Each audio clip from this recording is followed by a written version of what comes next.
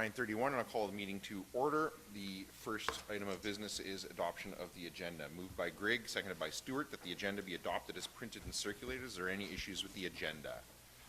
Councillor Mitchell. I'd like to ask that the item 8.4B, which is the aggregate road report, or aggregate access road report, be moved to after lunch.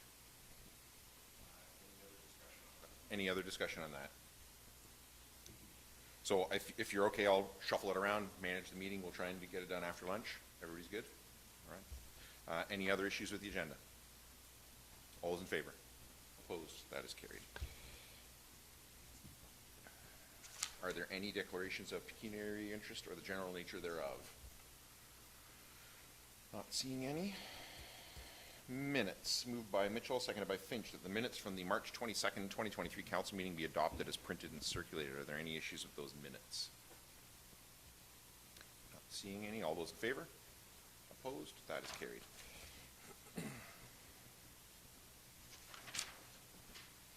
So we have 5 timed items today. 9:45, delegation from the Lions. 10 o'clock closed session. 10:45, delegation about Crosswalk. 11 o'clock, drainage presentation, and 11:30, stormwater drainage presentation. And then the not really timed, but after lunch, 8.4B. So what we will do then until 9:45 is start into reports from departments. And the first one up would be Fire Chief. Item 8.1A, Fire Department Report 2023-042 from the Fire Chief regarding monthly fire report for March 2023. Morning. A couple things to highlight. I want to share the recruit training that happened in March. Thamesford Station hosted just over 30 recruits from Oxford County, all of the rural services.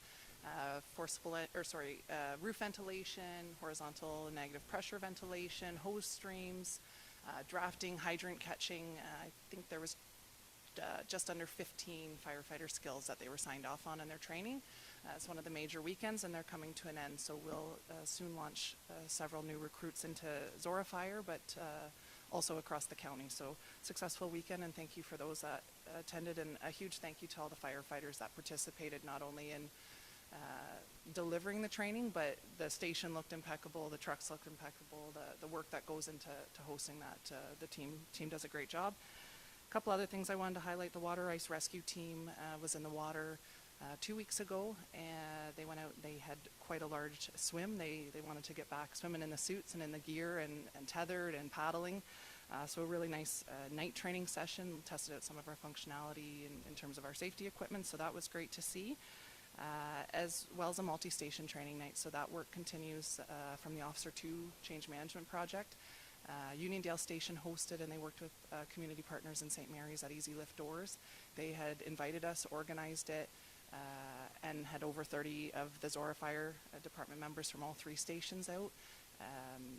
Looked at fire shutters, looked at different ways to force entry into some of these larger structures with some of these big bay doors, and just a lot of safety techniques from their expertise.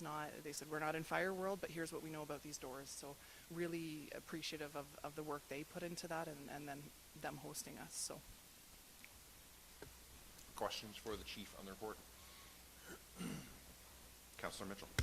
2 questions. First one's under the emergency management section, and that was the training session that you had with the Fort Erie Fire Chief.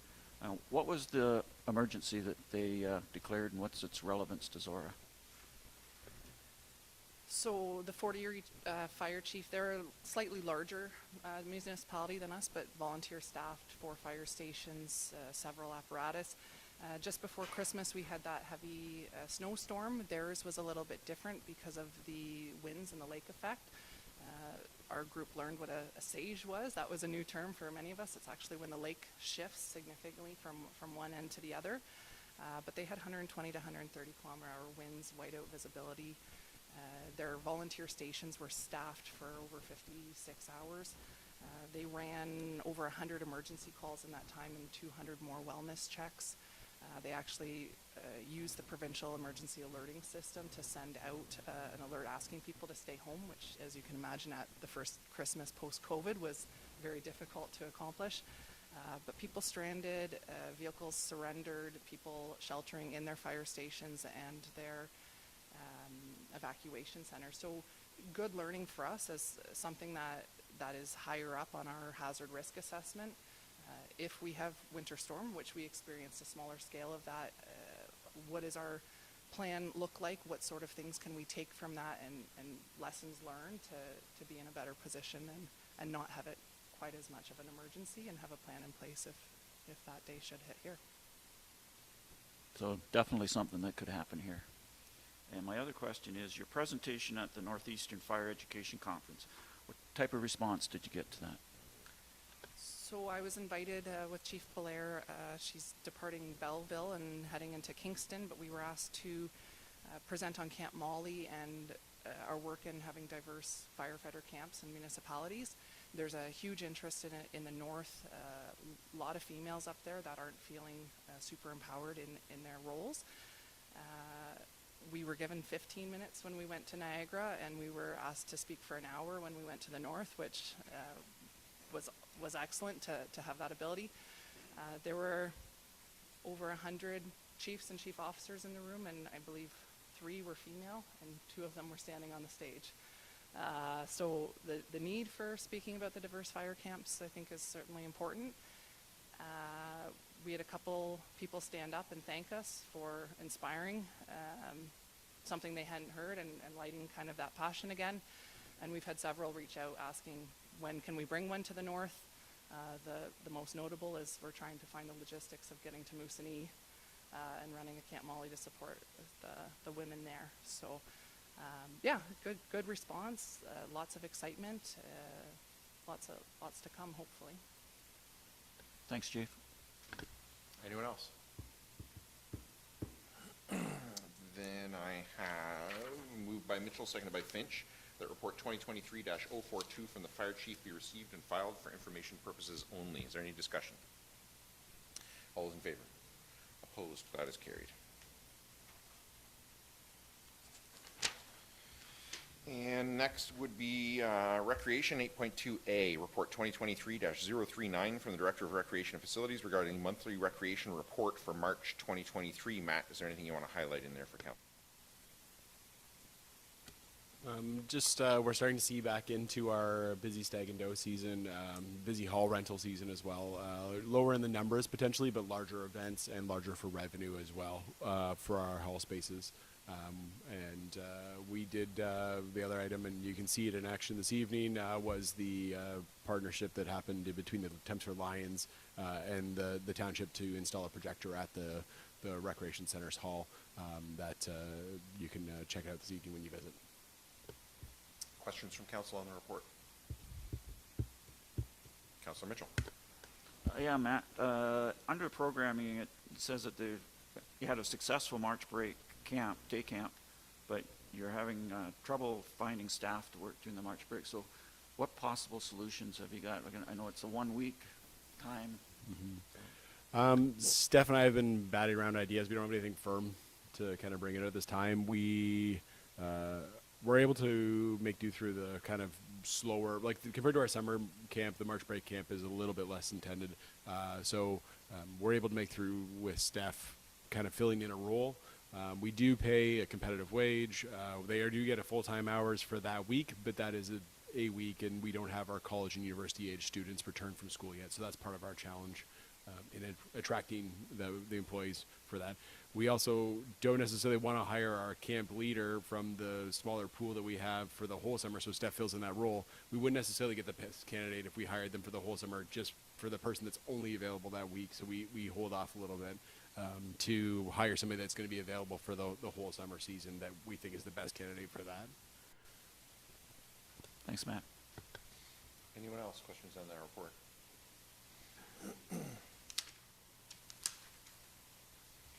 Moved by Grigg, seconded by Stewart, that report 2023-039 from the Director of Recreation and Facilities be received and filed for information purposes only. Any discussion? All those in favor? Opposed? That is carried. And 8.2B, Report 2023-043 from the Director of Recreation and Facilities regarding the Thamesford Trojans playoffs and possible ice season extension. Matt, is there anything you want to highlight for council in that?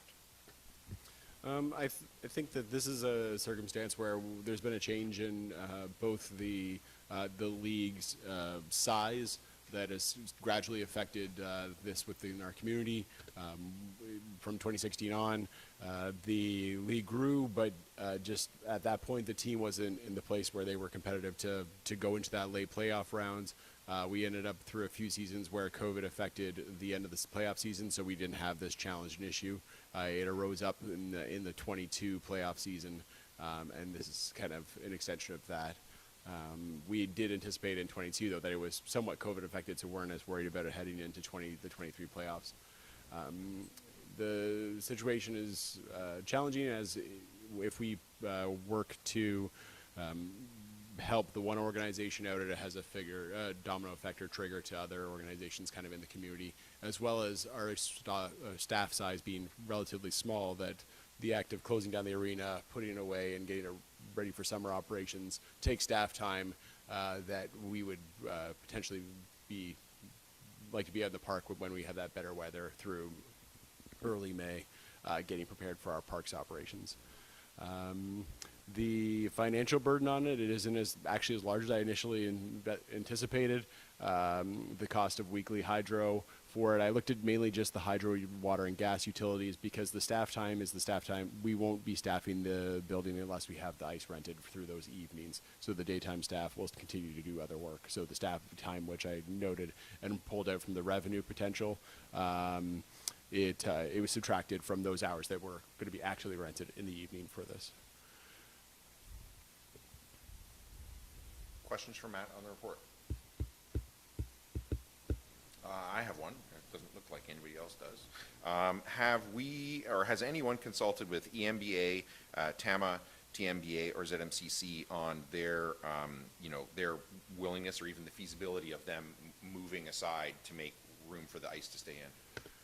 So as part of the initial rentals, when they were asking to rent this, there was already an effect. They would have preferred to be even into the arena earlier. We pushed them back later to try and allow for us to finish up some portion of the Trojan seasons, but the Trojan season being unknown when we're trying to book. So they were aware that the season was already affecting what they would like to rent.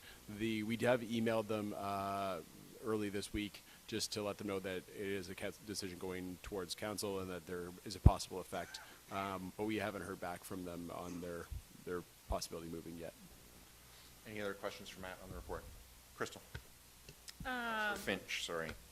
So I spoke with the group from EMBA, and they weren't pleased with what's coming forward today.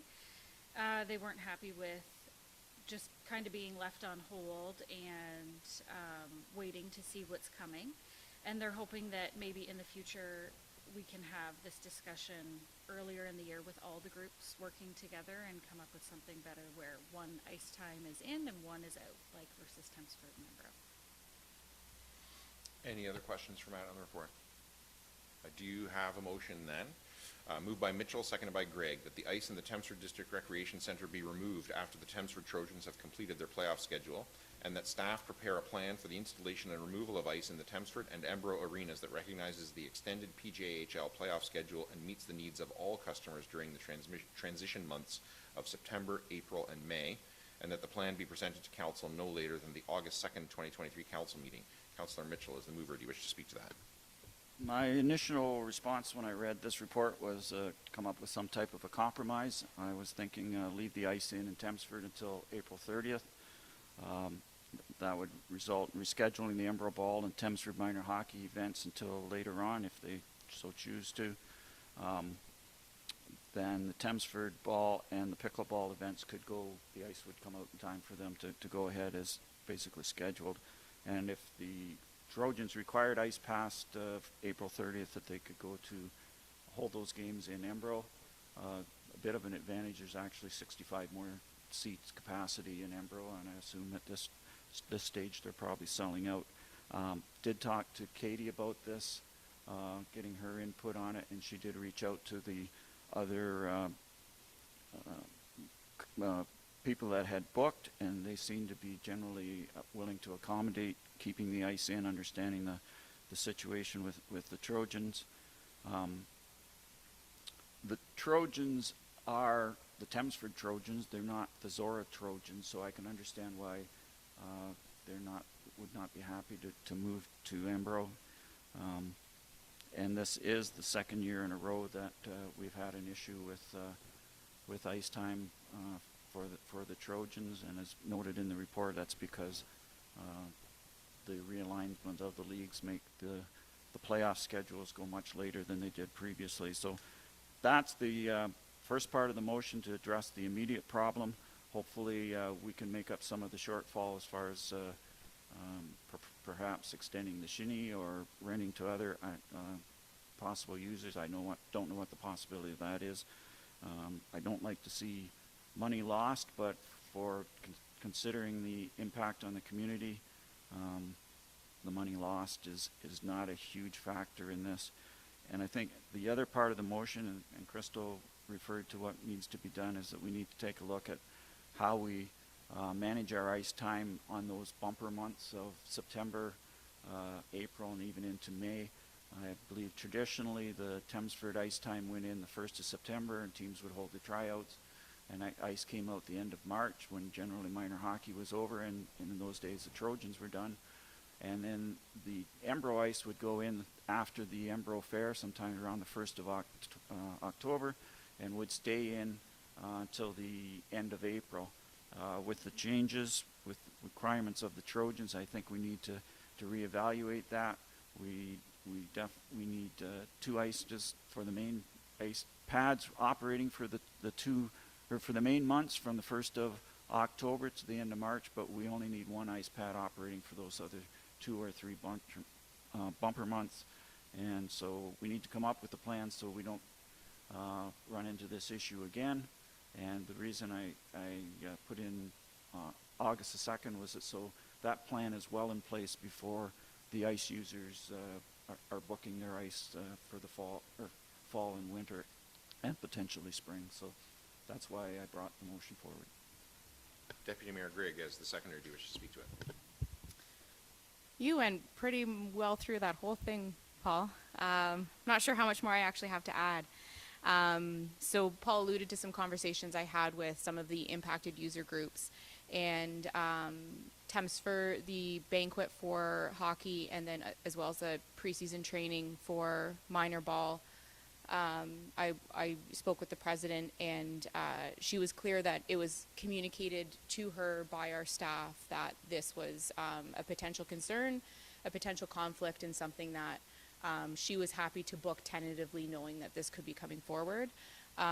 She was in full support of council moving forward with this decision that's being presented for us to make today, and added that a lot of the kids who are unfortunately going to have to be rescheduled for their training are absolutely going to be in those bleachers cheering on their hockey team as they get to play in the playoffs.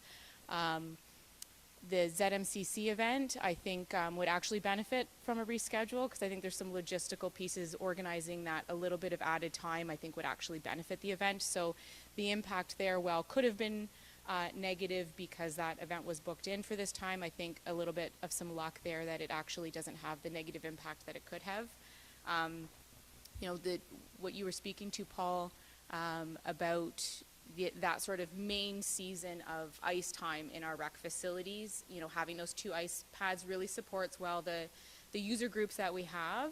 And then those flex points on either end, our staff have come up with great processes based on the groups that use those spaces for all sorts of different purposes.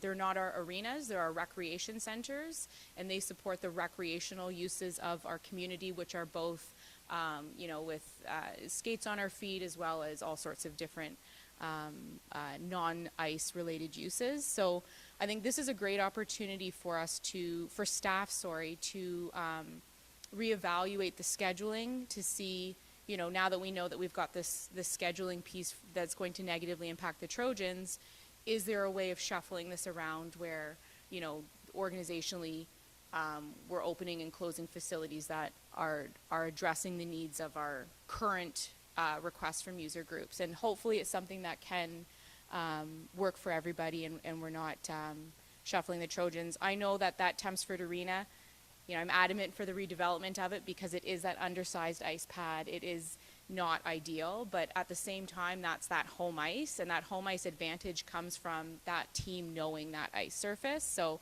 I understand the team not wanting to go play off of a different ice surface, although in the long run, I hope that we get something that's a little bit better suited for them anyways. So I will be in support of this motion. It's unfortunate to hear that it won't be without some negative impact for Embro minor ball, but hopefully, this will be able to be resolved in the report that comes back from staff, so that moving forward, at the very least, we all know what it is that we're booking and what we can expect, and then we can make the arrangements so that everyone can use the facilities as intended. Anyone else wish to speak to the motion? Councillor Stewart. Yeah, just quick, I'm not going to go into a ton of detail. I'll just kind of explain my thoughts behind it. My only concern reading through this, which has been brought up already, is the effect on these other groups. I realize we're not maybe keeping everybody happy, and that if Embro, from what I'm hearing, Embro was the one that's not. So I'm more in support of this motion because it does give us a chance here to formally make sure this works next year. But as someone involved in Thamesford minor hockey and being at the arena quite a bit, I would love to see those guys work hard in their home ice when possible. So that's the secondary reason, but mainly because we're going to come up with a solution for next year. Anyone else? So I'm not going to say a lot because I think mainly Councillor Stewart said what I was going to say, which is, yeah, I'm not totally thrilled with it because of the reasons that Councillor Finch said about EMBA. They booked it, they paid their money, they followed the process, and now they don't get to use the floor. But I think this motion is an attempt to say, let's find a way that doesn't happen next year. And certainly, I would have a very different view if we were looking at this situation again next year. So I will be voting in favor of this. Anybody else before I call the question? I'll read it and call the question again. Moved by Mitchell, seconded by Gregg, that the ice in the Thamesford District Recreation Center be removed after the Thamesford Trojans have completed their playoff schedule, and that staff prepare a plan for the installation and removal of ice in the Thamesford and Embro arenas that recognizes the extended PJHL playoff schedule and meets the needs of all customers during the transition months of September, April, and May, and that the plan be presented to Council no later than the August 2nd, 2023 Council meeting. All those in favor? Opposed? That is carried. And we are now at past our 9:45 delegation time for the Thamesford Lions. Barb and George, or whoever's going to present, can go over to the delegation table there. Don's going to make sure that mic is hooked up for you. And I'll just suggest to you, as I do to all delegations, that assume that this council has done their homework and read what you have provided, and hit the high points, and then you'll get to questions from them, which will be the most engaging part and the part that's going to help them make their decision. So I'll turn it over to you, Barb. Thank you. Good morning, everyone. Thank you for giving the delegation from the Thamesford Lions Club the opportunity to present to you today. The Lions' motto is, "We serve." So it is our goal to serve the community by hosting a Welcome to Thamesford event to introduce the services and the features available within the township to all of its residents. The Lions want to grow and continue to serve, with the realization that we must change to be more diverse, inclusive, and equality conscious. The Lions Club has identified the need for a multi-organizational event. The Lions are willing to help the community address this observed need.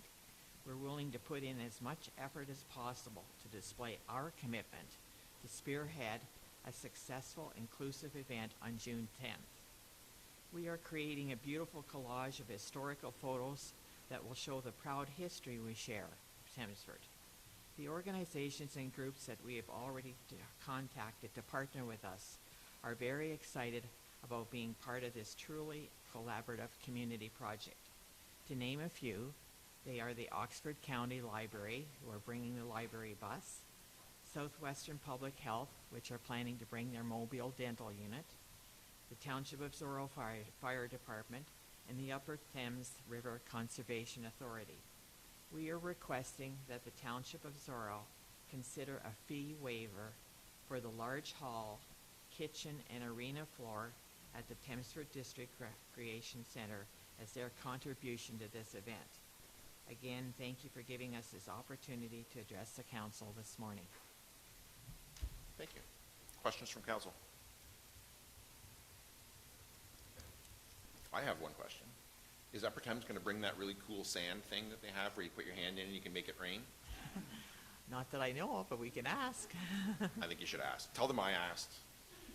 Because I loved it when I was there, and they should bring that thing everywhere they go, because it's really Okay. cool. Okay. Any other questions from council? Right? It's very cool. That is a cool thing, yeah. Moved by Ryan, seconded by Mitchell. That's a cool thing. Any other questions from council for the delegation? Deputy Mayor Gray.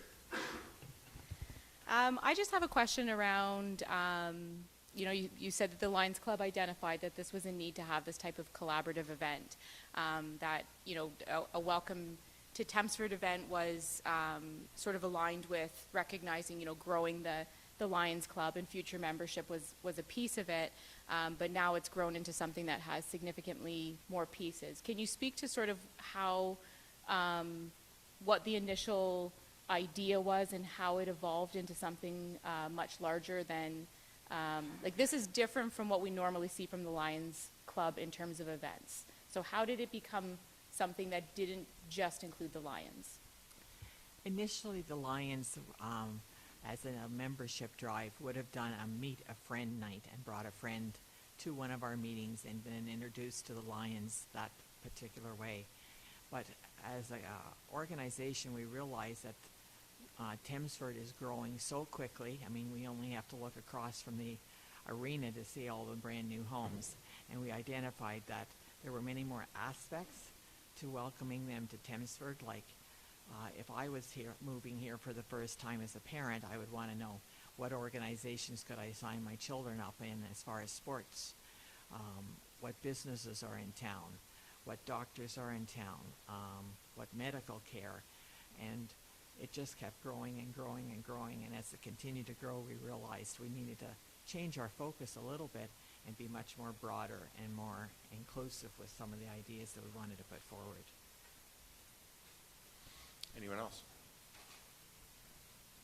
I have here, moved by Grigg, seconded by Mitchell, that Zorra Council approve the one-time waiver of rental fee for the June 10th community event led by the Thamesford Lions Club, and that the fee waiver and reduction policy 700-06 be reviewed to consider changes to support multi-group events with community building information sharing as the primary function, and that do not include revenue generation by for-profit groups. Deputy Mayor Grigg is the mover. Do you wish to speak to that? Thank you. So this sounds like a fantastic event. There are a lot of fantastic events that happen in the community. And so in considering, how this ask could be handled, I think, especially in recent history in Zorra, we've tried to develop policy so that we can have a consistent approach to these types of requests. I would argue that pretty much everything that happens in our facilities and on our sports fields are excellent events for Thamesford, and we still have to be able to charge those rental rates for many of them. So does this differentiate from what some of those other wonderful events are? And so the policies that we do have in place are the fee waiver and reduction policy, and we also have a community grant program. For qualifying groups that are able to participate in one of those programs, they are then not able to be included in the other program. So if you're receiving fee waivers and rate reductions through that policy, which the Lions Club does, then you're not able to apply for the community grant funding. When I think of some of the great community engagement and community building events that exist in Zorra Township, we have taken a position of financially supporting them to recognize that some of those hall rentals can be obstacles that make it difficult for them to be able to operate. So that community grant funding that goes to organizations like Calathumpian is to support these types of events. So I think for myself, where I landed with this is, you know, the Lions, well, they don't qualify for that grant program, the event really fits better within the intention of that community grant funding. Many of the organizations that you have mentioned that are going to be participating are funded through our municipal tax levy. And so, you know, if we're paying them to come and they have a public education mandate as part of their organization, you know, it feels a little bit like taking money out of one pocket to put it in the other to charge the rental. I think when there's a multitude of groups involved, having the one who's the leader taking on this financial risk can act as a deterrent from something like this being executed. We are always looking to improve our communications with residents to get information out. We have Zorra Now. It's a wonderful publication. We use social media. Lots of people are engaged on social media. We use print media when possible, but we are still always being asked to do better when it comes to communication. I view this event as being an excellent tool to communicate to residents, both new, a little bit new, a lot new, or have been here their whole lives, all of the different groups and supports that exist within our community. And so that's why I'm in support of waiving this fee. I've worded it that it be a one-time fee waiver for this year, and that also allows staff to sort of see operationally how this goes, how it shapes up, you know, whatnot. But my ask on the second half of this is that the policies be reviewed, because ideally, if we believe this to be something that fits into a different category, by updating the policy, then if it were to be undertaken in subsequent years, it would be something that staff would be able to process and it wouldn't have to come back to council. And I should have asked this during the question period, but I'll just tack it on really quick now.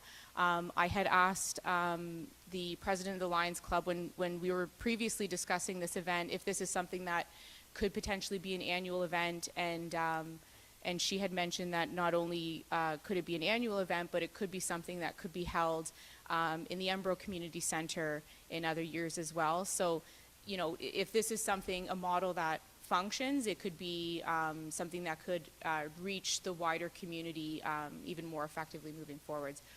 It would be difficult for us to undertake this, but now that I know that this is an idea, it's like, well, if they're not going to do it, then I want us to do it. And I think it's a lot easier for us to waive the fee rentals and allow the Lions to do what it is that they do best. Councillor Mitchell as the seconder, do you wish to speak to it? I'm always hesitant to go outside of our policies to waive fees and that sort of thing, and to make sure that we treat everybody fairly. But I think in this instance, this is a grassroots, face-to-face event that the value of it far outweighs any potential lost revenue from the rental. I calculated, depending how it worked out, it would be somewhere between $1,000 and $1,500. And it's only really lost rental if there's another group that wants to rent it for that day that would not be able to, because this event's going on.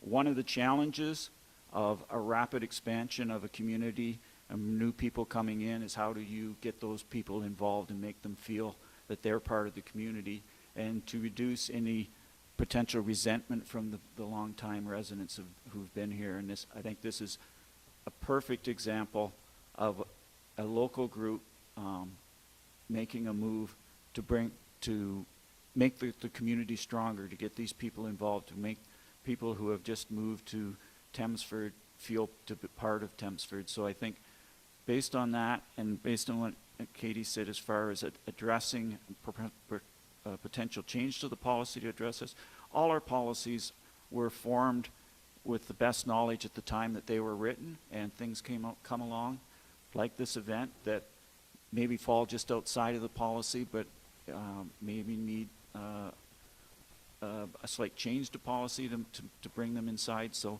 I support the motion that the Deputy Mayor has brought forward. I think the value of this far outweighs any financial loss that the township would have.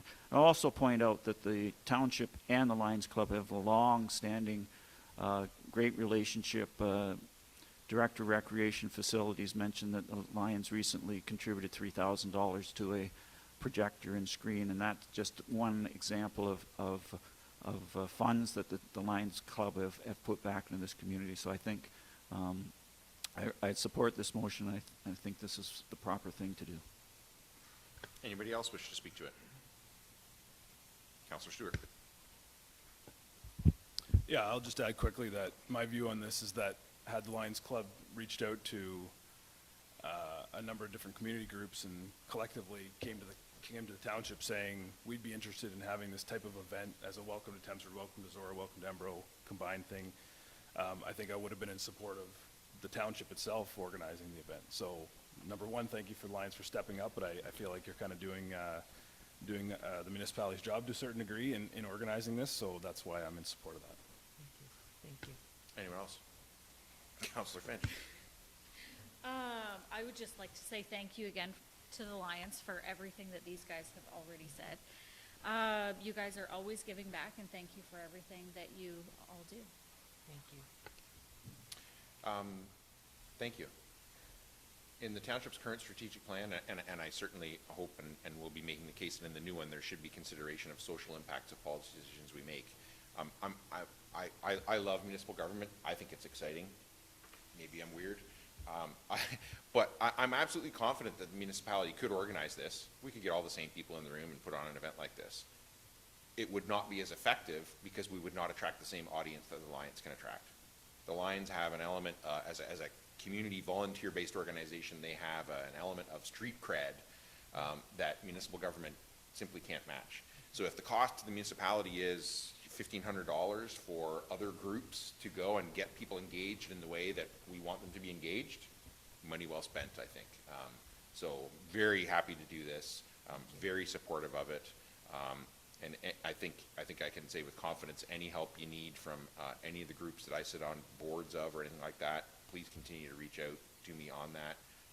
But I think you've got all the support that you wanted from the library and public health and the county. All the success in the world, and I really hope that it does grow, and it is something that gets offered in Embro and maybe goes back and forth. And frankly, I think there's something here for other municipalities to learn from, that if they can get groups like the Thamesford Lions in their community to do something like this, as Councillor Mitchell said, for newcomers to our community, I know even when the library had its anniversary event in the summer, there was people in that library who had lived in Thamesford for years saying, I didn't know this building was here. And it's events like this that are going to teach them that there is a library there and that they can go and do it. And with the free library card, they can, maybe cancel their Netflix subscription and get all the movies they want to see in there. But it's events like this that are going to make that known to them. So thank you for this. Thank you. Anybody else before I read the motion again and call the question? Moved by Grigg, seconded by Mitchell, that Zorra Council approve the one-time waiver fee of rental fee for the June 10th community event led by the Thamesford Lions Club, and that the fee waiver and reduction policy 700-06 be reviewed to consider changes to support multi-group events with community building information sharing as the primary function, and that do not include revenue generation by for-profit groups. All those in favor? Opposed? That is carried. Thank you again. Thank you. And we are now past 10 o'clock for our closed session item that's timed. So that means that anybody who's in the gallery who is not here for closed, which would be everybody other than Kelly. Kelly was there, wasn't she? Oh, there she is. Kelly, other than Kelly and Rebecca, we need you to leave. I don't know how long we're going to be, but you're welcome to wait outside, and we'll let you know when you can come back in. Moved by Grigg, seconded by Stewart.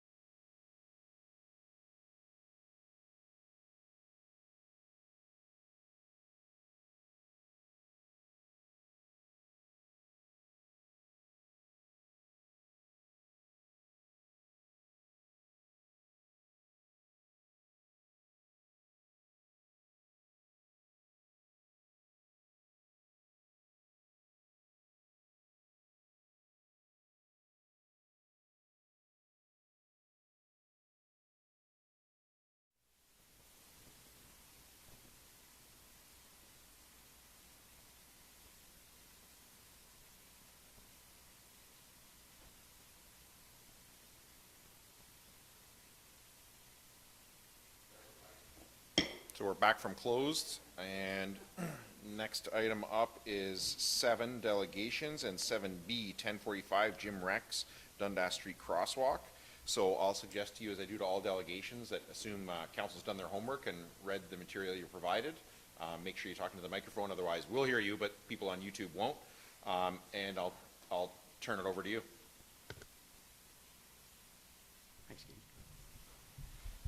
For all who don't know me, my name is Jim Rex, and I've lived in Thamesford for 40 years. And I've seen a lot of stuff happen, grow, gone, and all the rest of that.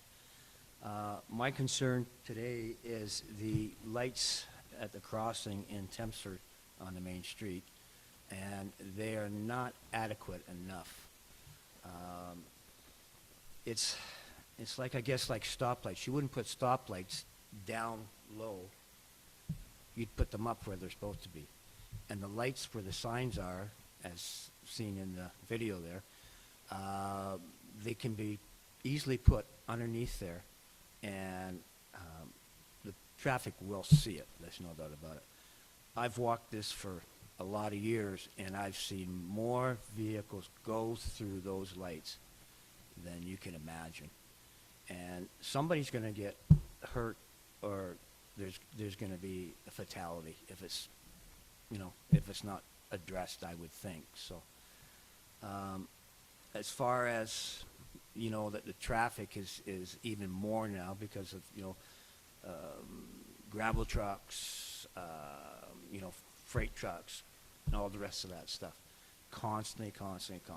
And they're not paying attention. They're not looking up. And they don't see the lights on the sides of the road. And I'm concerned more so for the kids, because come summertime, they are going to just hit that button and away they go. They're not going to pay attention. And I've seen it. That's all there is to it. So, and I've talked to an awful lot of people, and they're in agreement with me. I don't know. I understand that this is a county road, but I'm hoping that you can help me out here and guide me, or, join me and try and get these lights up there. So, a buddy of mine, he said he went through Wingham and another town, and they have them up where I'm talking about. And he says you can see it for a mile away, and they are so much better. I've talked to the crossing guard down there, and she's talked to me and said, yes, there is, traffic going through these lights.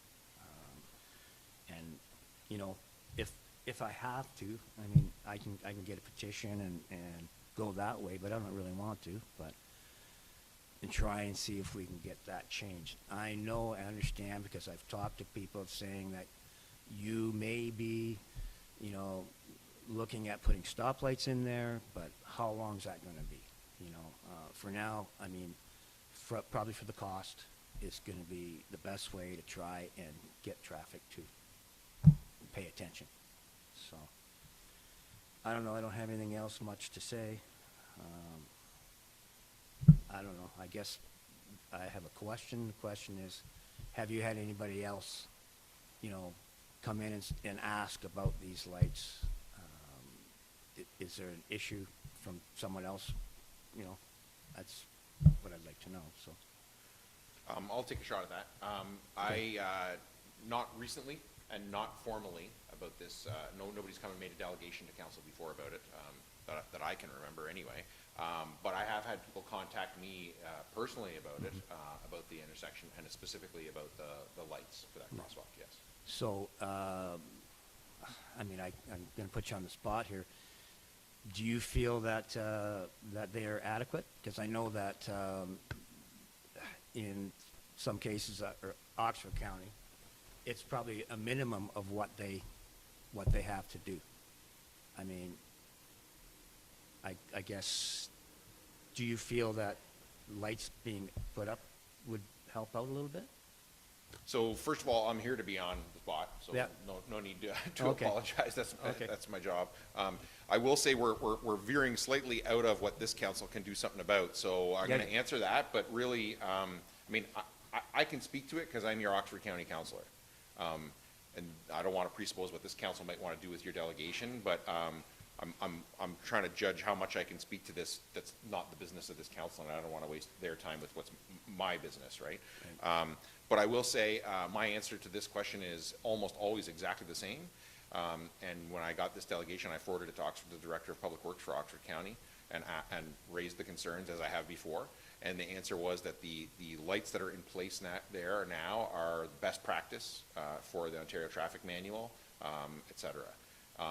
So that conversation's not new and not over.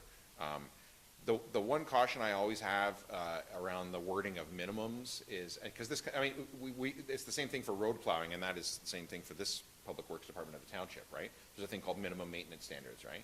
And people always say, well, you're only doing the minimum. Well, there's always got to be a minimum, right? Sure. You know, I mean, so the minimum doesn't necessarily mean what's the least we can get away with here. It's, you know, it's an attempt at a balance between what's the,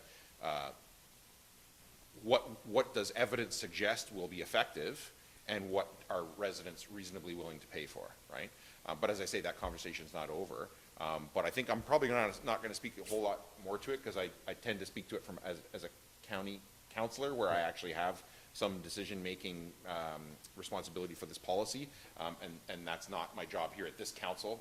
So I'll leave it to see what the rest of council wants to do with this. But if you're done, I'm going to ask them if they have any questions for you. Can I add one more thing? Absolutely. Okay. You know, I know that, you know, we pay our taxes to Zorra Township, and they are split or given to Oxford County also, but I think that it was a cost factor, you know, as far as how much, what they can get away with at a minimum. They didn't want to spend any more than they had to, but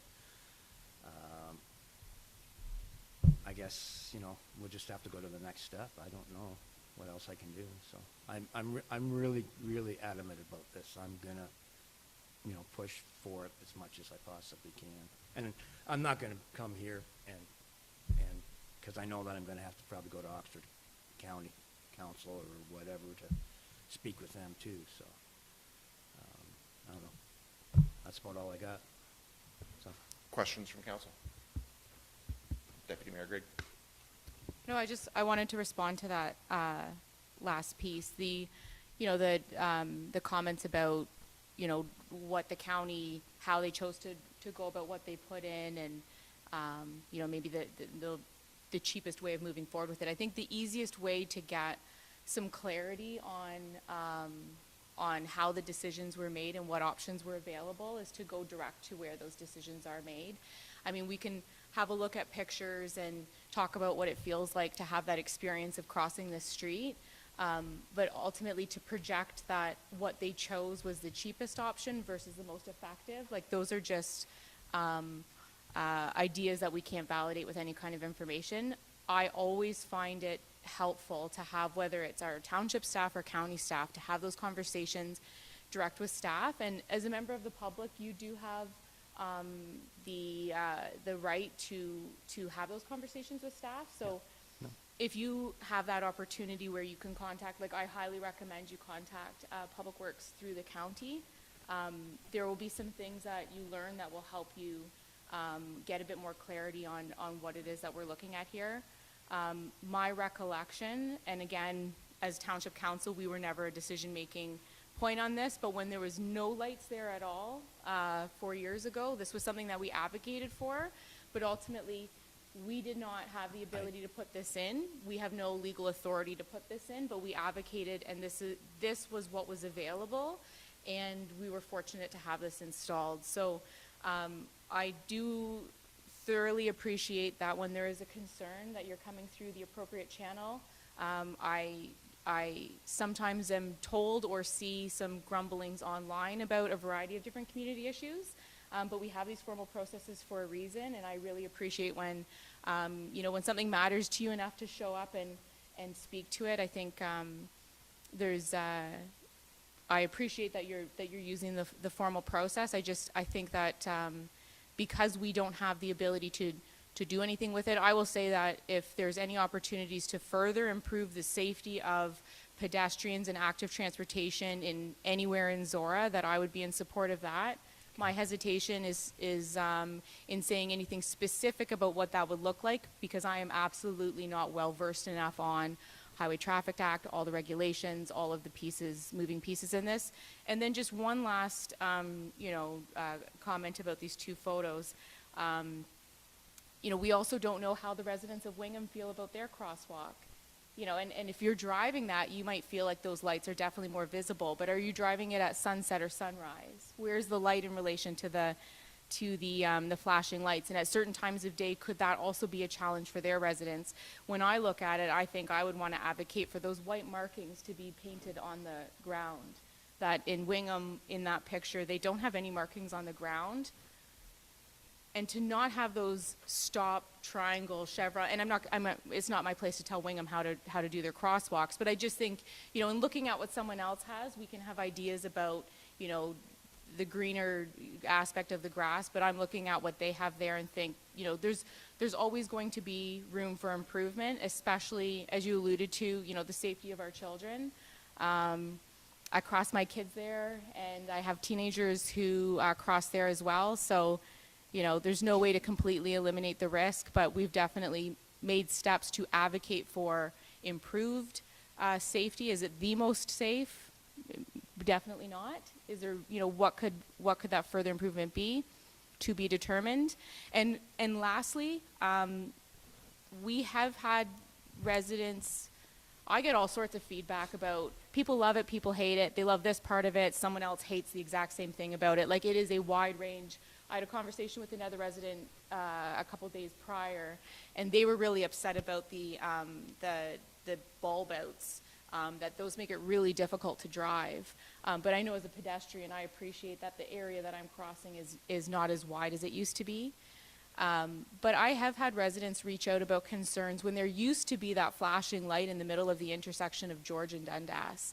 And when this crosswalk first went in, they said, that makes it difficult to notice the flashing lights on the crosswalk because we've got this other flashing light, and so it's distracting. And so county staff took that complaint, they went out on site, they had a look, and they actually agreed that, when they installed those, they had not factored in the visual impact for the driver of that other flashing light. So I would suggest it's not always, you have a complaint and it goes down a tunnel and goes nowhere. From those conversations, often nothing will happen, right? But I have seen absolutely where a complaint coming forward to county staff has led to an actual change to that environment to improve the safety. So I think that's probably enough from me. Any other questions? I just did some homework, and I've done quite a bit of stuff there. So. Any other questions from council? So I have moved by Finch, seconded by Mitchell, that item 7B be received and filed for information purposes only. Anybody wish to speak to that?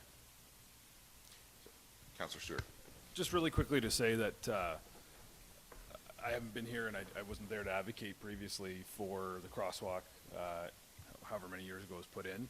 But what I have seen in my time here in the last few months is great reports from the county level about community safe zones and constantly trying to improve them, reassess.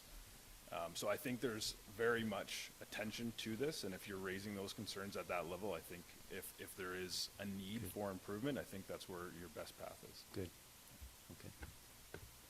Anybody else? Councillor Finch. Thank you so much for coming and giving us your concerns. And just like Katie and Marcus, I think definitely go forward with Oxford County and see where you can go with it. Okay. Anyone else? We'll keep that. So, outside my role in this room, I'm your county councillor. That's right. So I'll definitely follow up with you. As I say, I've already emailed with County Public Works about your specific delegation. So we can talk about this more, and we can go through a version of this, either directly with staff or a delegation to county council or whatever, and we can work through to get you, information, answers, et cetera, and then you can decide how you want to proceed with any advocacy there. And depending on how we go, maybe I'll agree with you, maybe I won't, and if I do, then I'll absolutely advocate with you. that's why that crosswalk's there now, is Yes. because of. No, the work that- I'm happy that it's there. It's just, you know, from what I've seen over the years, it's not quite adequate. And I understand if we had stoplights there, it would be a lot better, but you're not Yeah. gonna put stoplights I mean, there right the only now. thing is, and I mean, you know, there's nothing we can do to stop understand. people being on their phone and not paying attention. You Well, know, it's not like, just that. It's, There's a million things, Oh, but I think every, you know, in every one of these situations I've been involved in the township and in the county, we do things and people love it, and then within a year or two, people are saying, it's not good enough, I saw somebody go through, and, you know, we could surround that crosswalk with flashing lights of all colors. I guarantee you, someone would go straight through eventually. well, it's just like someone stopping for a bus. There's people that still, Absolutely. drive by buses. So that's not to say we don't try to do better. Yeah. And our goal should always be that nobody goes through. But at the same time, if somebody's prepared to drive down Dundas Street in Thamesford with kids crossing and they're driving like this, guess what? I know. Well, trust me, I've seen it.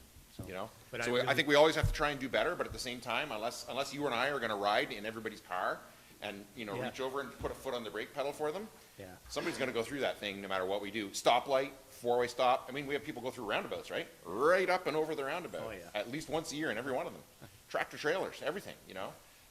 So I think, you know, that's not to say, you know, we're never gonna fix it, because we should always strive to do better. Absolutely. That's why the crosswalk is the way that, you know, there wasn't a proper crosswalk. Now there's a proper crosswalk. Then we took down the red light.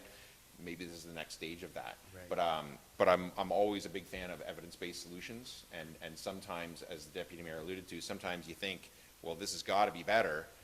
And then you analyze it and you're like, oh, maybe it's not. Maybe it's better in that way, but worse in that way. But happy to help you out with Okay. that and get you access to county staff who are the ones who designed and implemented it. I appreciate it. The other thing is, I can assure you, like, in the context of a $30 million budget for the county, cost is not a factor in how much more those lights are, like, I mean, Like they're, it's I- just like not. I It's- said, I've been doing some research and I have friends that are on PUCs and stuff, and they did a little work for me at, just say the cost of the lights, and you'd be, It's medium. not, it's just not, you know. you know, the county budget would go from, you know, what, 30.1 to 30.102 Maybe. million dollars? Like, it's, Yeah, yeah, yeah. no, I understand. No, Okay. I appreciate y'all taking the time, you know. And if I can, like I say, if you can help me out in any way, I'd really, really appreciate it. All those in favor? Opposed? That is carried. I'm going to suggest that we take a quick break now. Sorry, Mike, and, but maybe we take 5 or 10 minutes. We come back in here at 11:20. Everybody's good? Don't go yet.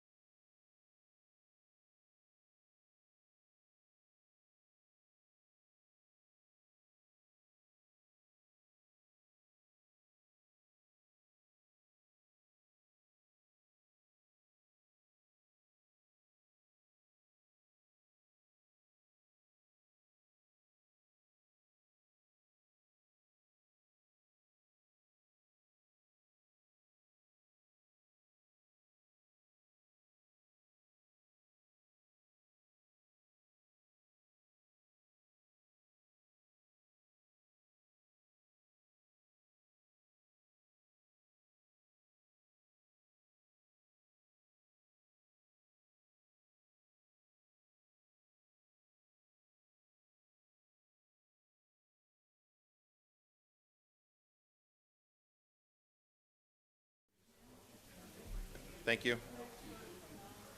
11:21, I'll call the meeting back to order. And the next item of business is,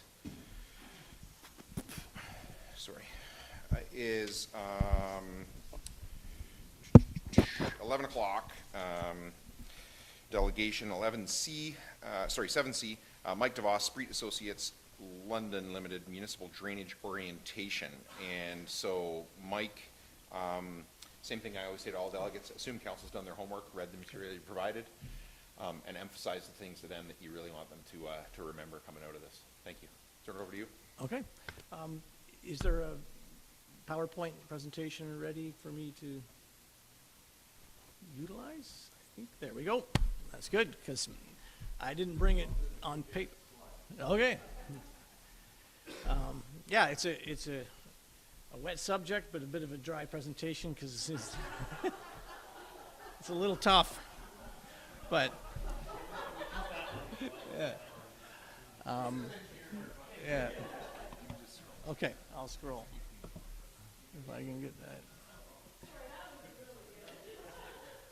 There we go. If I can go to the next. Right there. Oh, scroll will work? Okay, good. Okay, I'll go through it briefly, and typically what I do is if people have questions at what you're seeing, stop and ask it right at the time. Don't wait to the end, because you probably won't remember what it was, because, again. So in other words, don't wait for me, just. Yeah. Yeah, it's, a municipal drain is a community project. The Drainage Act is legislation that provides for the legal existence of the community project, so we can construct drains through private properties. We can get cost sharing. It is municipal infrastructure, so when it's finished, it's administered by the municipality, and it's ensured that it is there and functioning for the landowners, and you're not relying on cooperation between different landowners and having disagreements if landowners change, ownership and things like that. So it is a piece of infrastructure that's there. The municipality will have quite a few existing municipal drains that are there already, and new ones that'll come along as time goes by. People don't have to use the Drainage Act. They can use common law to try and solve drainage issues. Typically, that ends up, in one way or another, if landowners don't agree in the courts, and then you can get a settlement and a decision, but you still have to then implement a solution. So the Drainage Act is preemptively trying to solve the drainage issue at the same time as providing the mechanism for it to be legal. So people can go either way. There's no requirement for it. It's voluntary if the landowners think that the Drainage Act is the way to go. There are two different methods to construct a drain through the Drainage Act. One is a mutual agreement drain. Typically, they are small projects between 1, 2, or 3 landowners that don't necessarily require the involvement of an engineer or the level of detail that an engineer's report would provide. And it's still registered on title, so there's some legal aspect to it. Or you could have a petition drain where a group of landowners would petition and go through the formal report process of an engineer. I don't personally get involved with the mutual agreement drains. The municipality could administer that without the engineer. For petition drains, again, if it's a new municipal drain, there would have to be a petition submitted, and it would have to be a valid petition.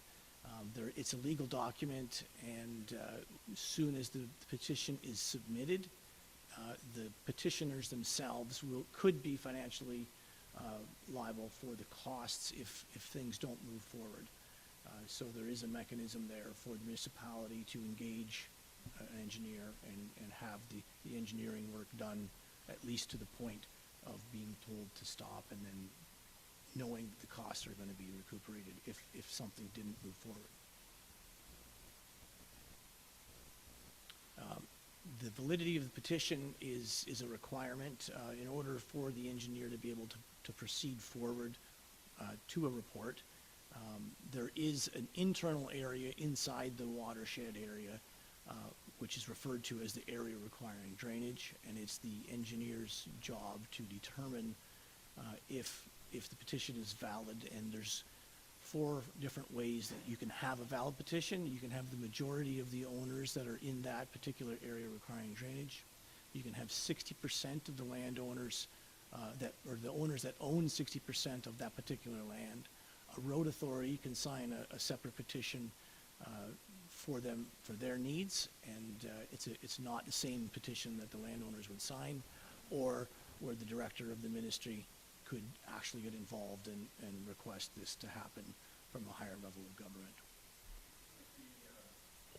The ARD, how is that defined, or does it change based on new land use changes? Like, who defines the ARD? It's a physical and drainage related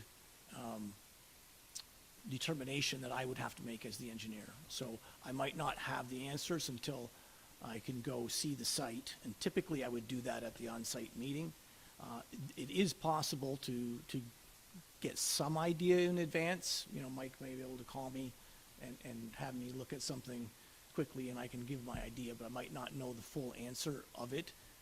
But it is a physical, it's topography based as well as the drainage function of the area and their needs, and so I would have to determine that officially after being appointed.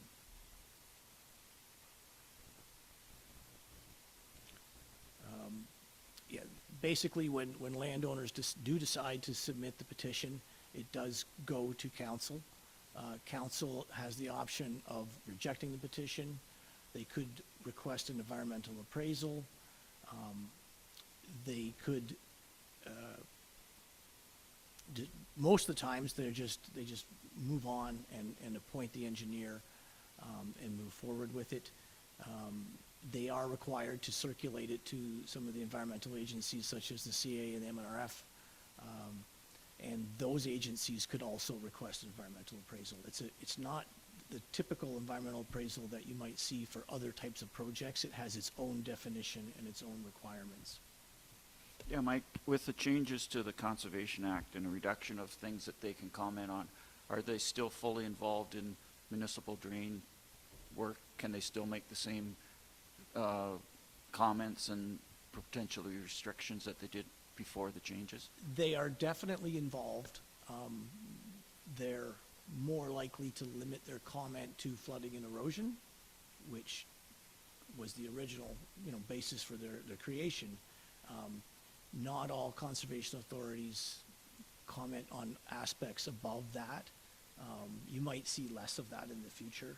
I don't know, exactly how some of these conservation authorities are going to view the changes themselves or look at it, but I think that some of the more softer green type comments that you might see from the Conservation Authority, they would maybe back out of a bit more and let the other agencies that actually have jurisdiction over, say, the Fisheries and Oceans, Department of Fisheries and Oceans, or an Endangered Species Act, those sort of things are administered by other agencies. So it's yet to be determined how it'll be interpreted, but my guess is that we might see a little less involvement.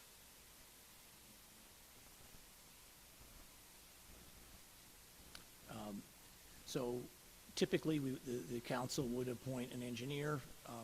The engineer is mandated through the Drainage Act to be fair and impartial.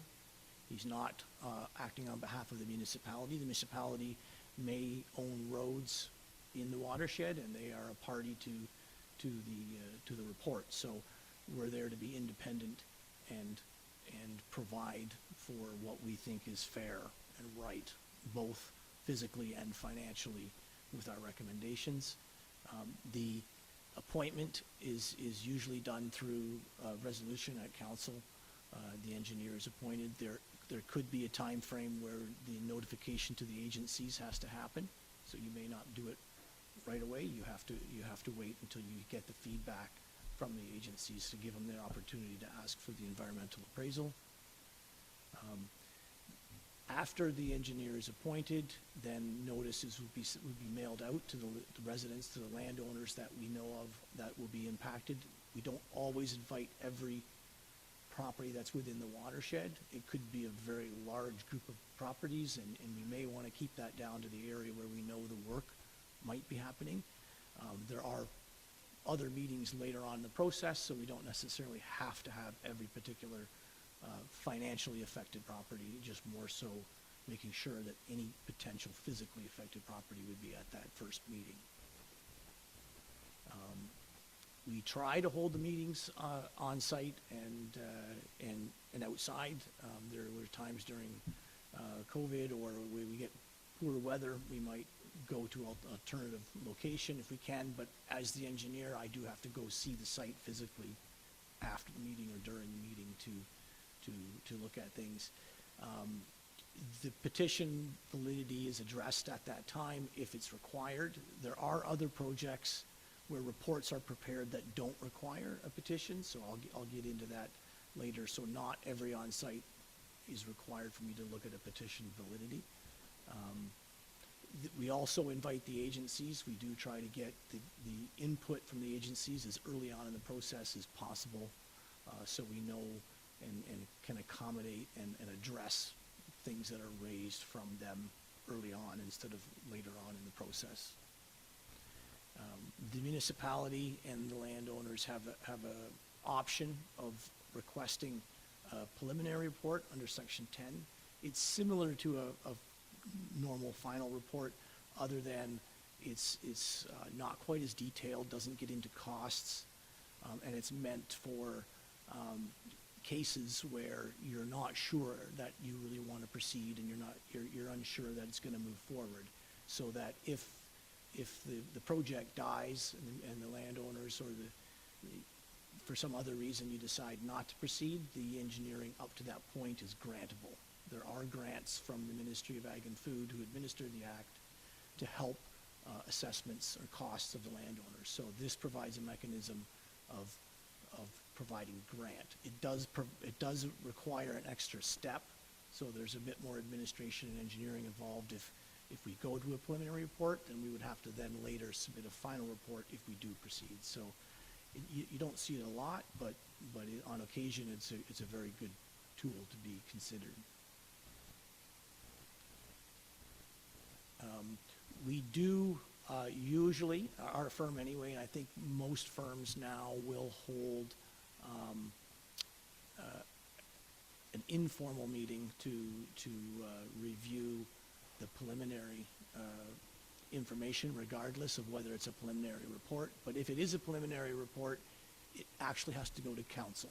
So that preliminary report is submitted to council, and at that time, there's formal discussions at council during this consideration meeting to decide to move forward or not.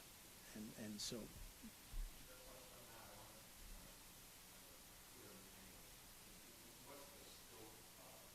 Sorry, what's the scope of the decision-making powers of a council in the context of the Drainage Act, right? I mean, I think, well, I won't say what I think. You tell me. Okay. Yes, council can decide not to proceed, or they can decide to proceed, and it's usually either based on what the landowners are asking for or requirements through the act and legal aspects. So council does have the choice. They can choose not to. There could be implications of choosing not to proceed. So landowners or affected parties have the ability to appeal. It is a public process, so the public process has options to landowners based on them being unsatisfied at certain points throughout the process. So, but in the context of the details of the report, there's not a lot of scope for a council to say, you know, move that pipe or change the size of that pipe or this connection, because technically that's why we have an engineer doing it, but also within the constraints of the Drainage Act, that's all appealable and would likely be overturned if a council sort of said, no, change that pipe. Would that be accurate? yes, and when that's more relevant even when we submit the final report. In a preliminary report, it's just a decision to move towards the final report or not. But when we get to the final report, yes, council does not have the ability to make changes to the report. It does have the ability to refer the report back to request changes, but ultimately it's the engineer's decision as to what he would include in the report. And typically, when it is referred back, there's a specific change that's been discussed, and things that, either that's brought forth that we didn't know about, or there were a couple choices and people changed their mind and they want to have a different alternative, or things like that. So there's the ability to send it back to the engineer to make some alterations, but the actual decisions of what physically is being recommended and that is still the engineer's. When we do proceed to a final report, even if there's no preliminary report prepared, we will hold an informal meeting with the landowners. It's not required under the act, but it's very helpful to receive feedback from the landowners, discuss the alternatives, and try and get all the requests and information as accurate and as correct we can in the report, so that when we do go to council with it, the likelihood of it being requested to be changed is as little as possible. It will happen still, and people will think of things that they didn't, or, we weren't aware of something, and where people change their mind, stuff like that. So it will happen, but it minimizes the occurrences or the things that people ask for. And it's good to get the feedback from the agencies as well early. And then ultimately, the engineer does have to submit a final report if he's been appointed. It may be a short report because he knows the landowners wish to withdraw their name. If we're told that the costs are too much and the landowners don't want to proceed, I'll keep my report short and sweet on the basis of the landowners removing their names, because technically the landowners can't ask for that stoppage, or they can't remove their names from the petition until the report is being considered by council. So it has to go to that step. So we can do what we can to minimize the cost if we know about it, but sometimes that you don't know about things, and the engineer does have to submit a full report. And if you can see that that includes plans, profiles, specifications, description of the area requiring drainage, includes cost estimates, assessment schedules, allowances, which the allowances are compensation to landowners. When we go through properties, we do have to compensate for disturbance to the land, disturbance to crops, possibly trees. There's a number of things that when we go through properties, you have to do that. The allowances are part of the cost of the project, and the project as a whole will help contribute to pay the individual properties for their allowances. There may be other things in the report, such as geotechnical information, or a bit of a history of if we know there's potentially disagreements and things like that that would affect what might get discussed. We would include certain things in the report to help council and landowners have that information. Again, the report also has to address the needs of the agencies, the environmental agencies. MECP does look after now the Endangered Species Act, so it's a provincial piece of legislation that deals with any endangered species. Could be anything from birds to animals to plants. So there are screening tools that we have that we can screen the project before moving too far forward with it to see what's there.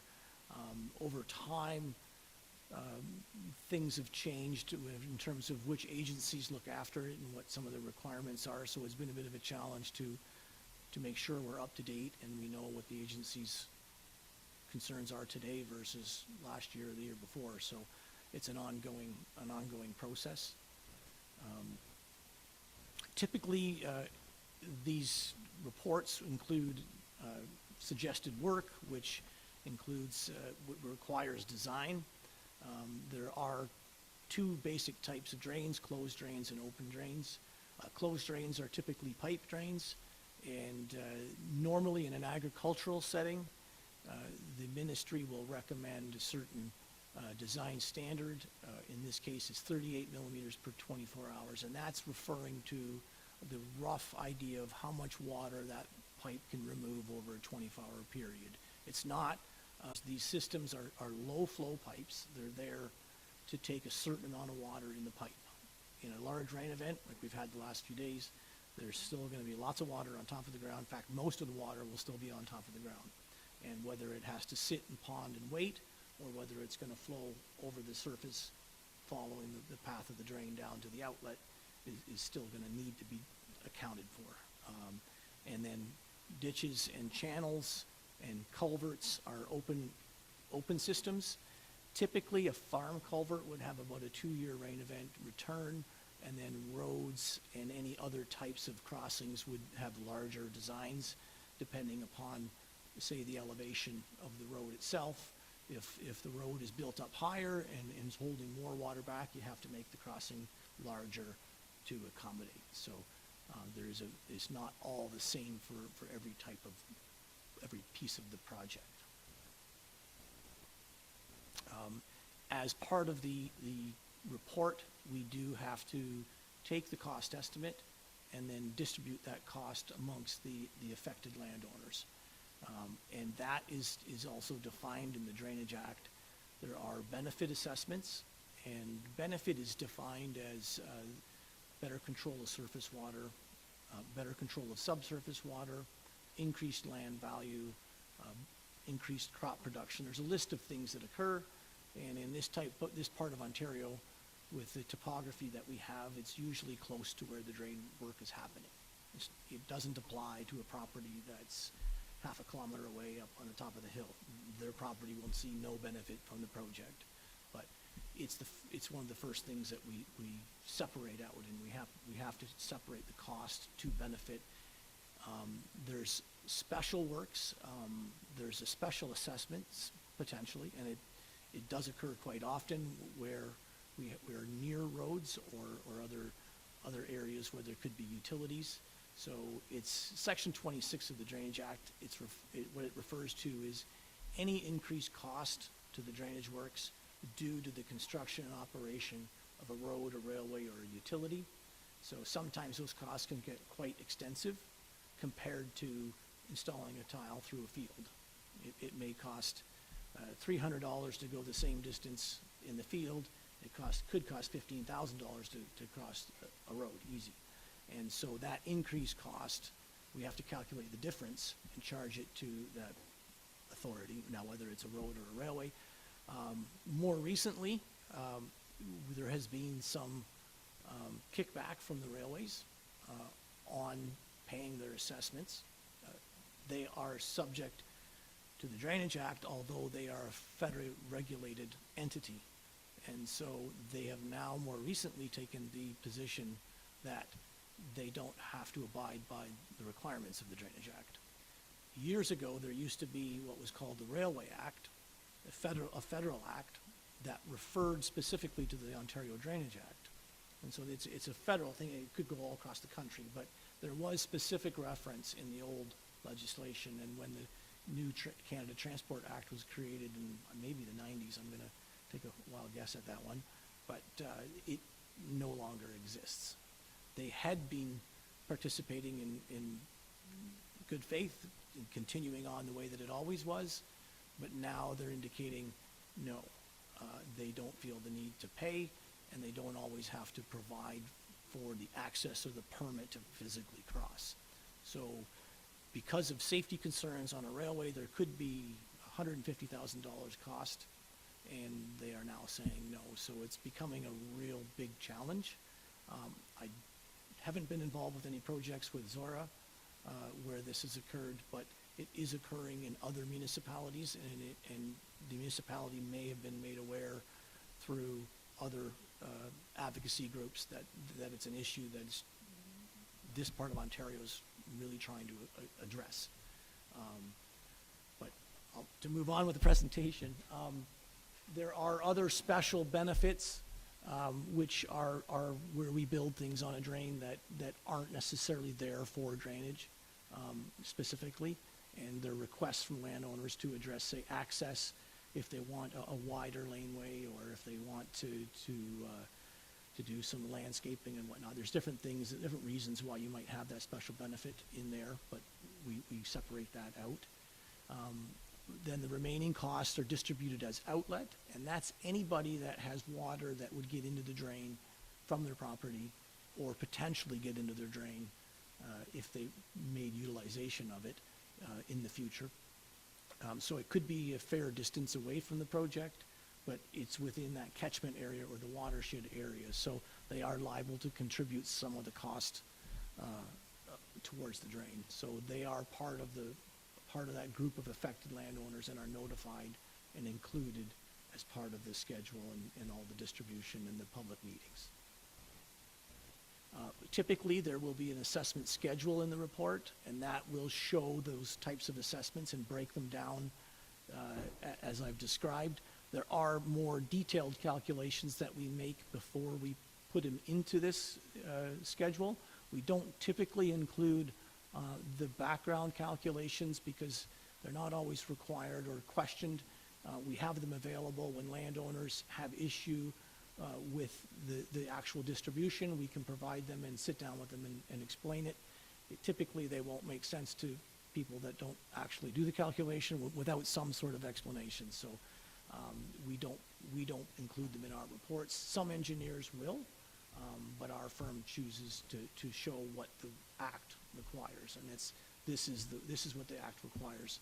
The schedule will include the affected area of each property, so the area that they have tributary.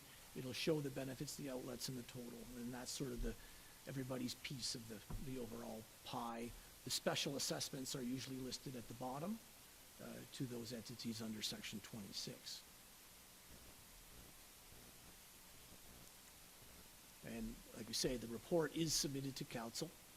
Council will then conduct what's referred to as the meeting to consider, where the properties and agencies are notified, and it's their opportunity to attend. They don't always attend. We've had the previous meeting, so they're aware of it. But if they are unsatisfied, or if they just want to see what's going on, it is a public meeting, and sometimes they will voice their concern at this meeting. The meeting is intended for the council to consider the design and the construction. So council has to decide, is this what you want to build? We're not talking about the costs distribution yet. It's basically, do you want to move forward with the project? Is this the right thing to construct? And if people have issue with the design or what's being suggested to get built, it's their opportunity to voice that.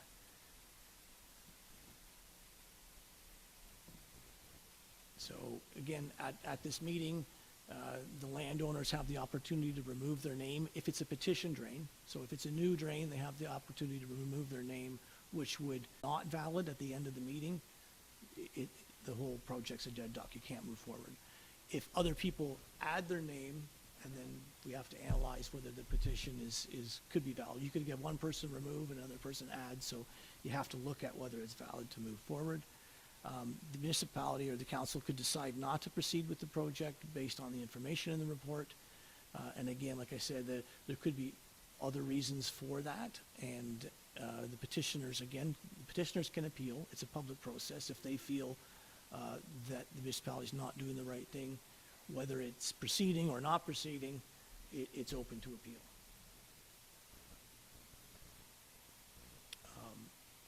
So, and again, as mentioned, you can refer the report back if you feel that there's changes that are necessary or the landowners are wanting to look at something, or potentially look into a concern that was raised if we don't have the answer, particularly at that meeting. But generally, normally, with the most drains would be accepted by council. Not to say that there's not all of them, but most of the time they would get accepted. Like council cannot modify the report. That question came up, and you cannot direct the engineer specifically what to show in the report.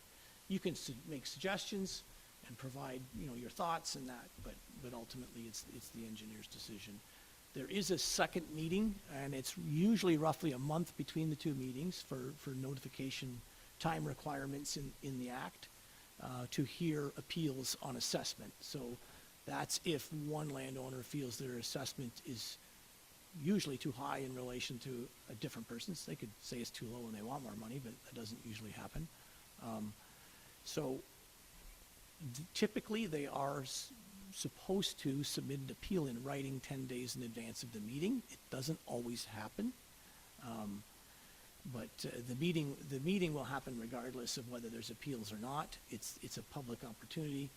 People are notified again. They are mailed the provisional bylaw. So after the first meeting, council gives that report and creates a provisional bylaw, gives it first and second reading. At the second meeting, they'll hear any appeals that may come in. People can come in off the street or digitally online if you're allowing people to attend digitally. If it is a verbal, on-the-spot appeal, the Court of Revision actually has to make a motion to accept it. You do not have to accept it. Not all Court of Revisions accept it. It's up to the court. If they feel that it's warranted or it's something they should do, they can accept a verbal appeal. And at that point, then the engineer will explain, probably in more detail, how they come up with their assessments and why we come up with their assessments, and then it's the landowners or the appellant's opportunity to voice why they think it's unfair and most likely suggest where they think the money should get moved, because you can't actually get rid of the money. We can't make it go off into space. It has to go from one property to another. So that's what that meeting is dealing with. The decision is made and then sent out. If there's an appeal, you would notify the other landowners afterwards of the results of the decision of the court.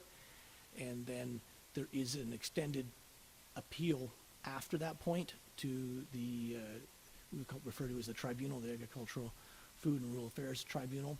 If people are still unsatisfied with the level of decisions that have been made at those first two meetings, they can appeal to a higher body. It is typically a 3-member panel of a solicitor, an engineer, and a layperson representing the community, and they'll sit and listen to the same arguments that were made originally and come up with an independent decision. There is also the avenue of appealing to the drainage referee. That is typically when the concern is legal or procedural. So if they feel that something's not being followed through the way that the Drainage Act is intended to be followed, they would go to the drainage referee. That's a different body, a little more formal, but it is possible that people can disagree with the way things are being dealt with. After all the appeal periods have elapsed, then the municipality then can give third reading to the bylaw, and then usually they'll tender the project out, get prices from contractors, and then award the contract to the successful contractor. The drain has now the legal existence, to be basically constructed and maintained. It will become part of the infrastructure administered through the municipality. It's still technically owned by the landowners. If there's a physical portion of the drain that's being constructed, we don't actually purchase the property, but they're compensated for the value of certain areas that are being utilized by the drain. Two-part question, Mike. Just I think we've got to the end about new drains, about who pays, and my understanding is that unless council decides not to proceed with the project, all costs, including construction, compensation to landowners, and engineers' reports, are paid by the original petitioners if they decide to abandon partway through, or by all the benefiting landowners if the project goes through to completion. Yes, Is that correct? If it's a petition and the landowners remove their name, then the original petitioners, the people who actually petitioned originally, are the ones who pay all the costs to date. At that point, At if that it's point, abandoned partway that's through. correct. If it's a report for an improvement under Section 78, which is if people have asked for an improvement to an existing drain, there's no direct indication in the Act on who pays that cost. There's different ways it can be handled. The municipality could decide to pay the cost and not bill the landowners in that case. You could request that the engineer write a report under section 40, which is to basically another way of terminating the project, and at that point, the engineer would spell out in his report who should pay the engineering to date. So it's very different if it's a new drain versus an improvement to an existing drain on what happens. Right, and the second part of my question is, if all those costs, does that include our staff time? Are they part of those costs, or is that, we just eat that? Staff time is not included. Okay.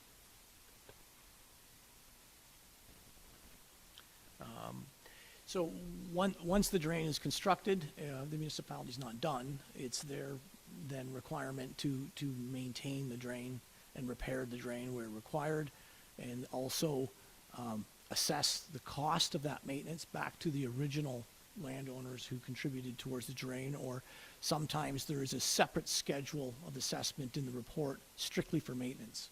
There may be a reason why the engineer decides to suggest a different ratio of contribution in the future versus construction.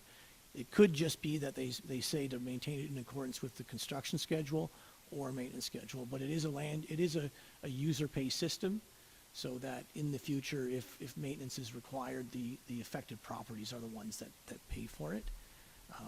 They also have to manage connections. They have to be made aware of people trying to connect into the drain. If there's enforcement of certain things, like sometimes on drains, we have to construct a grass buffer beside an open channel, and if landowners go in and cut that out, and other landowners come back and say, well, they've disturbed part of that drain, go make sure it's there. So there's enforcement from the municipality's requirement. Or at the end of the day, landowners could ask to abandon the drain. They may feel that they don't need it for whatever reason, and you could be asked to abandon it. And then at that point, whatever is there becomes private again, and is not there. For maintenance and repair, it is actually an obligation of the municipality. They cannot say, no, we won't do it. If you do, there would be potentially legal implications on the municipality's half for not doing it. And sometimes that can be difficult if now there's new environmental legislation that conflicts with the requirements of the municipality. So, for instance, we've had a number of drains where certain wetland areas have been designated, and it's where the drain is. And then you have the agency who takes care of the wetland saying you can't touch it, and you have the municipality saying we have a drain that is we're obligated to maintain. So, certain circumstances it can be challenging for Mike.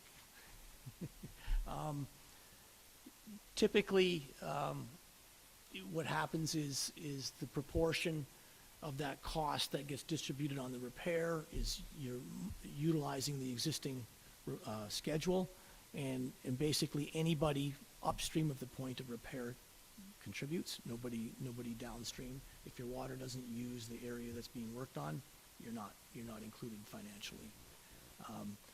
I did mention section 78. That is for improvement, so it's very similar to a new drain report. All the same requirements, other than you don't need a petition.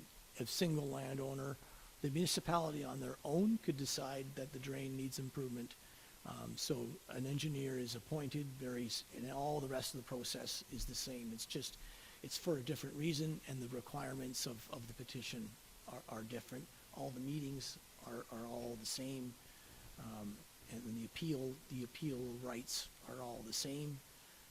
Another area is in the future, it's been a number of years since the drain was built, and new properties are created or properties are altered in their existence, so then the schedule is out of date and is not fair anymore, or doesn't show a property that now exists, so you need to then update that schedule to show the current property configurations. So the municipality can then use Section 65 of the Drainage Act to have that accomplished. If there's been enough change, either physically or to the use of the drain or the properties, the municipality could ask for an entirely new schedule to be prepared. It doesn't have to have any construction. You're not going to necessarily do any work, that's included as part of the report. The report then would just be strictly to update the schedule. The municipality may be doing just straight maintenance.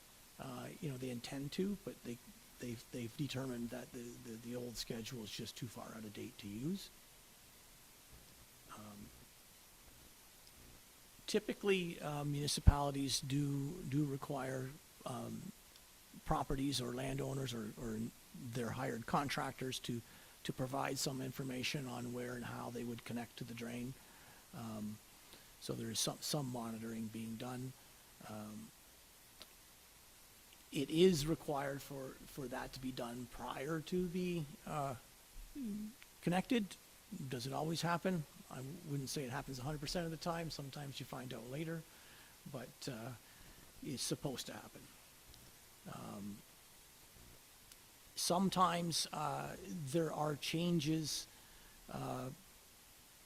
to bringing lands in that were never intended to be as part of the drain, or if people take water out of the drain and go to a different drain, you need to update it for that reason. So then you're actually altering the total. So if there was 100 acres and now there's going to be 110 acres, it's a little bit different than just splitting things up. You're actually changing numbers now at the end, but there is a mechanism there for that. So if somebody wants to add some additional area, you have to decide whether it's physically okay to do that, and then what are the changes to the original report, because you're still going to use the original report in the future to maintain it. So it's just altering things in that respect. There are parts of the Drainage Act that require landowners not to obstruct the drain, and it does occur. We've seen it, and it is the legal obligation of the municipality at that point, if other landowners are concerned about the functioning and the blockage, to ensure that those blockages are removed, and it's the legal right. Typically, you would notify the landowner, give them the opportunity to remove it, and give them notice and so much time to remove it. If they choose not to remove it, the municipality can remove it for them and charge the cost directly to that particular landowner. So it's a mechanism to make sure that the drain is functioning. There are portions of the act that dictate that you cannot damage a municipal drain. If people physically damage the drain, they can be accounted for the cost of that. And then also, like I mentioned, you could abandon the drain. So there's a section of the act that instructs the municipality on the different ways of abandoning it. It doesn't happen a lot, but it does happen. So there's provision for that. And like I said at the beginning, it is the municipality that is the core agency here that's responsible for administering the process. The municipality holds the meetings, they notify the landowners, they assess the cost out, and they complete the maintenance. It's still there for the landowners, but it's now bound through law for the municipality to make sure it's there and functioning. I think, yeah, one more. Mike. The municipality has, most municipalities will employ a drainage superintendent. Their task is to make sure that the drains, again, are functioning from a maintenance perspective, assist landowners through the process of helping start the process and go through the process through when new reports are required, and then when alterations, like those other sections to modify the reports, Mike would assist in that, and then also make sure that the maintenance is physically completed and dealing with the contractors, dealing with the agencies, the environmental agencies, and doing all the same things that would happen through a new report, but for maintenance when an engineer is not involved. So it's actually the most work through the Drainage Act is through Mike. The engineer is only required when something new comes along, but most of the time it's maintenance. And so days like today, it can be very challenging. The cost of the superintendent are not accessible to landowners. It is grantable, so the municipality can receive a grant from the Ag and Food, from the ministry, for some of the cost, not the entire cost, but some of the cost. But the costs are just are part of the municipality's cost to function. The grants themselves for other things, such as through new reports, are still available. It's a voluntary program that the Ministry of Ag and Food provides, both for the assistance in the cost of maintenance and also for the costs of new construction. So it's typically a 1/3 grant to properties that are considered to be eligible, and that's agricultural properties who are receiving the farm tax rebate on their taxes.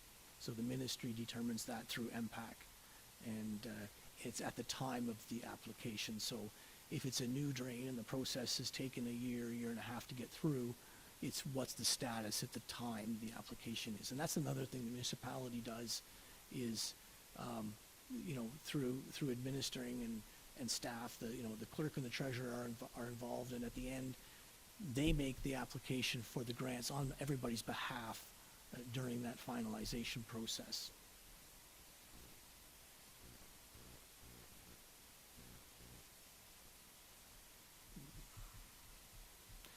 Some of the reasons why people say you would need the Drainage Act, and as mentioned, you do have a professional looking at the design who has the background mathematical knowledge and experience dealing with these types of situations. The cost sharing is determined by an independent party, so we are completely independent, and the landowners typically feel better when it is something that's being done by an independent person. You're making sure that you're compliant with all the other pieces of legislation. Again, sometimes that can be challenging, but it is there as part of that process. There's legal means of recovering cost and knowing that the costs are going to be covered, and as well as legal rights of access, and knowing that in the future, maintenance and repair are taken care of. So it is more costly to go through a new report, but there's a lot of benefits even after everything is done to make sure that it's there for the future. That might be it.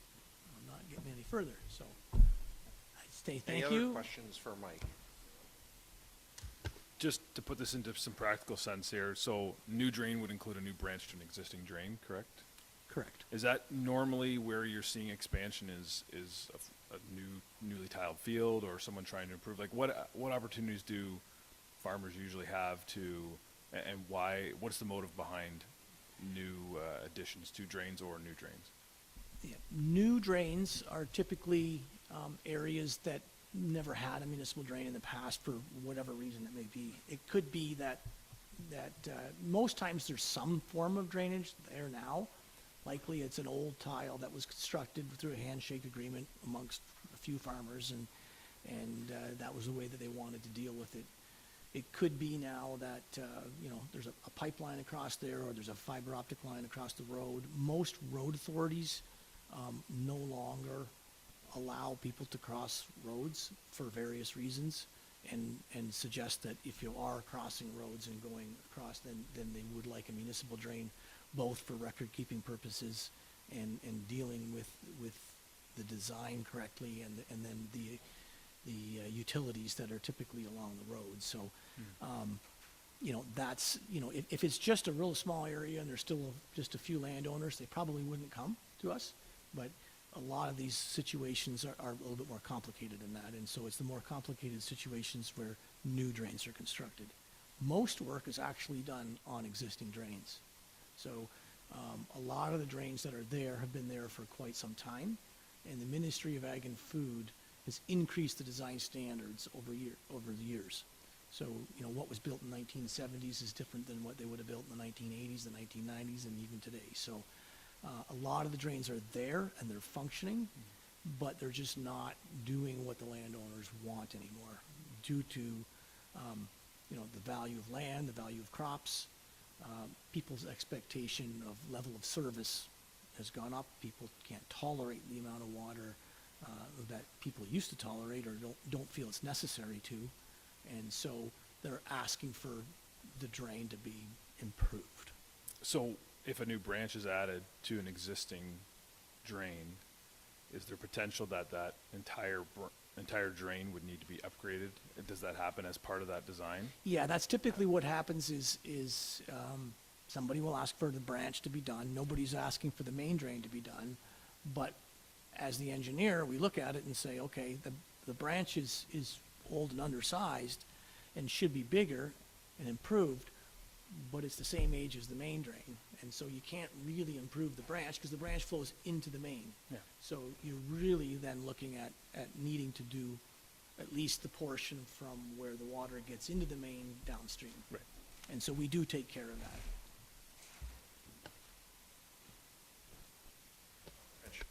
This might be more for Mike, but do we keep records so we know what drains are potentially going to be coming up needing to be fixed at some point? Like if there's something from 1980 that needs to be updated? It's usually a phone call from a farmer. Anyone else? Thanks a lot, Mike. Okay, thank you. Appreciate it. Okay. Moved by Stewart, seconded by Grigg, that item 7C, municipal drain orientation, be received and filed for information purposes only. Anybody wish to speak to that? All those in favor? Opposed? That is carried. See ya.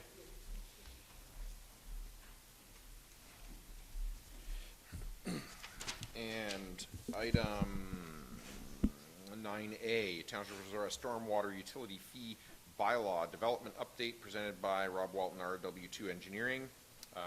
Rob, again, thanks for being here. I assume council has done their homework and read the material you provided and hit the high points for us. Thank you.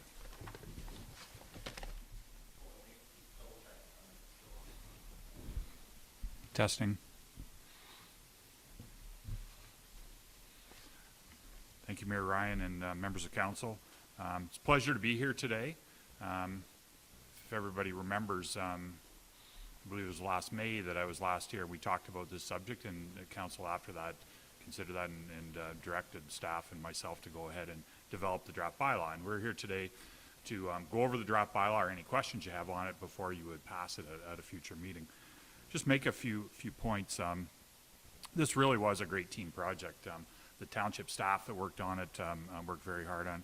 I'm going to give a great shout out to the county GIS because they were amazing in dealing with this. The mapping, which you see in the draft bylaw, would have been very difficult for somebody else to do. You know, they have it all there.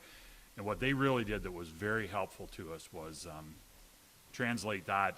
You don't see this in your package, but we've developed a schedule of the properties that will be affected by this, which all came out of the GIS system. And we used it to list all the properties, put the addresses, everything in there, and do the calculations of how the bylaw applies to each property. And that can be updated by staff as future subdivisions go ahead and the like without any change to the bylaw. So it's a pretty slick system for the future there. So big shout out to the team on that. I think one of the main points I'd like to make is, you know, we did a lot of research of what other people have done in their bylaws. This bylaw is different because of what you've got here with, you know, the former Drainage Act, the Drainage Act properties, remember, which you've just been learning about. It was good to sit through that, for me even too, as well. We've set this up as a very easy bylaw to maintain in the future. The schedules do not have to, of the bylaw do not have to be amended. The actual list of properties will be amended, but that's just something for staff to do as severances happen or as if subdivisions come about. So, and the fees, through the fees and charges bylaw, you'll actually set the rates in the future. So this is adjustable in the future. We've set the rate at $72 a year is what we're proposing right now per property under 4,000 square meters. But the fees and charges bylaw will set that. So 3 years from now, if you say you've looked at it, you've done your asset management again, you say, okay, we need to up this by 10% or something, or 5% or whatever it needs to be, it'll be adjusted then by passing the fees and charge bylaw. So you don't need to come back and reassess this bylaw. So I think that's a good point. One other thing is that concept we came up with is there's a few properties in here which we've exempted. Won't go into the details of that. It's pretty simple. It's outlined there. But we do have a contribution from the township. And the reason there's a contribution from the township is in the past under the municipal drains, you were assessed under those municipal drains as the road share of those drains. So in the future, we've tried to capture that because since the township is going to maintain these and do it by the fees here, you won't be paying municipal drain charges. But out in the country where you have roads which are under the drains, you pay the charges out there. So it's only fair, I think, that you pay here. And we've set that up in the bylaw that, you know, council will consider this, and the way we've set it up is you're going to pay a percentage of the total amount of the assessment that's there every year. So you can set that every year and budget for that. So that's another simplicity, I think, that we've added to this rather than getting into complicated calculations for it. So, as I said, I don't think I need to go through this in detail. I think it's pretty simple what we've gone through here. Setting the rate right now at $72 per year per property. We're proposing to start the bylaw on July 1st this year, so that would be a half-year start phase in. And really the good thing on this is that just around 99% of the properties pay the same charge. Most of them are eligible for the minimum fee. There's something around 20 properties which will pay a higher fee, which is done by a calculation which will be set out in the fees and charges bylaw. I think I say in here the highest charged property right now we've calculated is $400 per year. So I don't think that's crazy either. And we've then set out the next step. So this is not the end of the process. Obviously, you have to pass the bylaw. And then to really make the bylaw effective, there are some other, there's a list of other things we need to do there, or the township needs to do, such as this negotiation with the counties, which we've exempted them. We do need to get an agreement in place as to how the county roads fit into this. I think that's way better than including them in the bylaw. I think you'll come up with a better solution for the long term. And then a further development of the actual maintenance plan for the stormwater system and the ponds over the next 5 to 10 years, how get that really laid out. And I think the secret to success here is having a relatively modest fee charged to a lot of properties over a long period of time creates a nice pot of money to it's sort of like the stormwater piggy bank, I'll call it, is how we're going to maintain this. Sometimes simple things are better. That's the end of my presentation. Thank you. I prefer language about asset management to piggy banks, but anyway, notwithstanding, questions from council for Rob? Councillor Stewart, and then was there Councillor Mitchell? Yeah, Rob, thanks for that. Has a similar bylaw been implemented in other municipalities in Oxford already? Through the mayor to the councillor, I don't believe there's any other municipalities in Oxford that have done it yet. There's another municipality that's talked to me about possibly doing this. I understand right now there's about 18 municipalities in Ontario that have a stormwater bylaw, and they're mostly urban municipalities. I believe London has one, a place like Guelph, Kitchener. Okay. And this is strictly stormwater, so this is the infrastructure that leads everything to the ponds within the village centers, basically. And the ponds. And the ponds themselves, Yeah.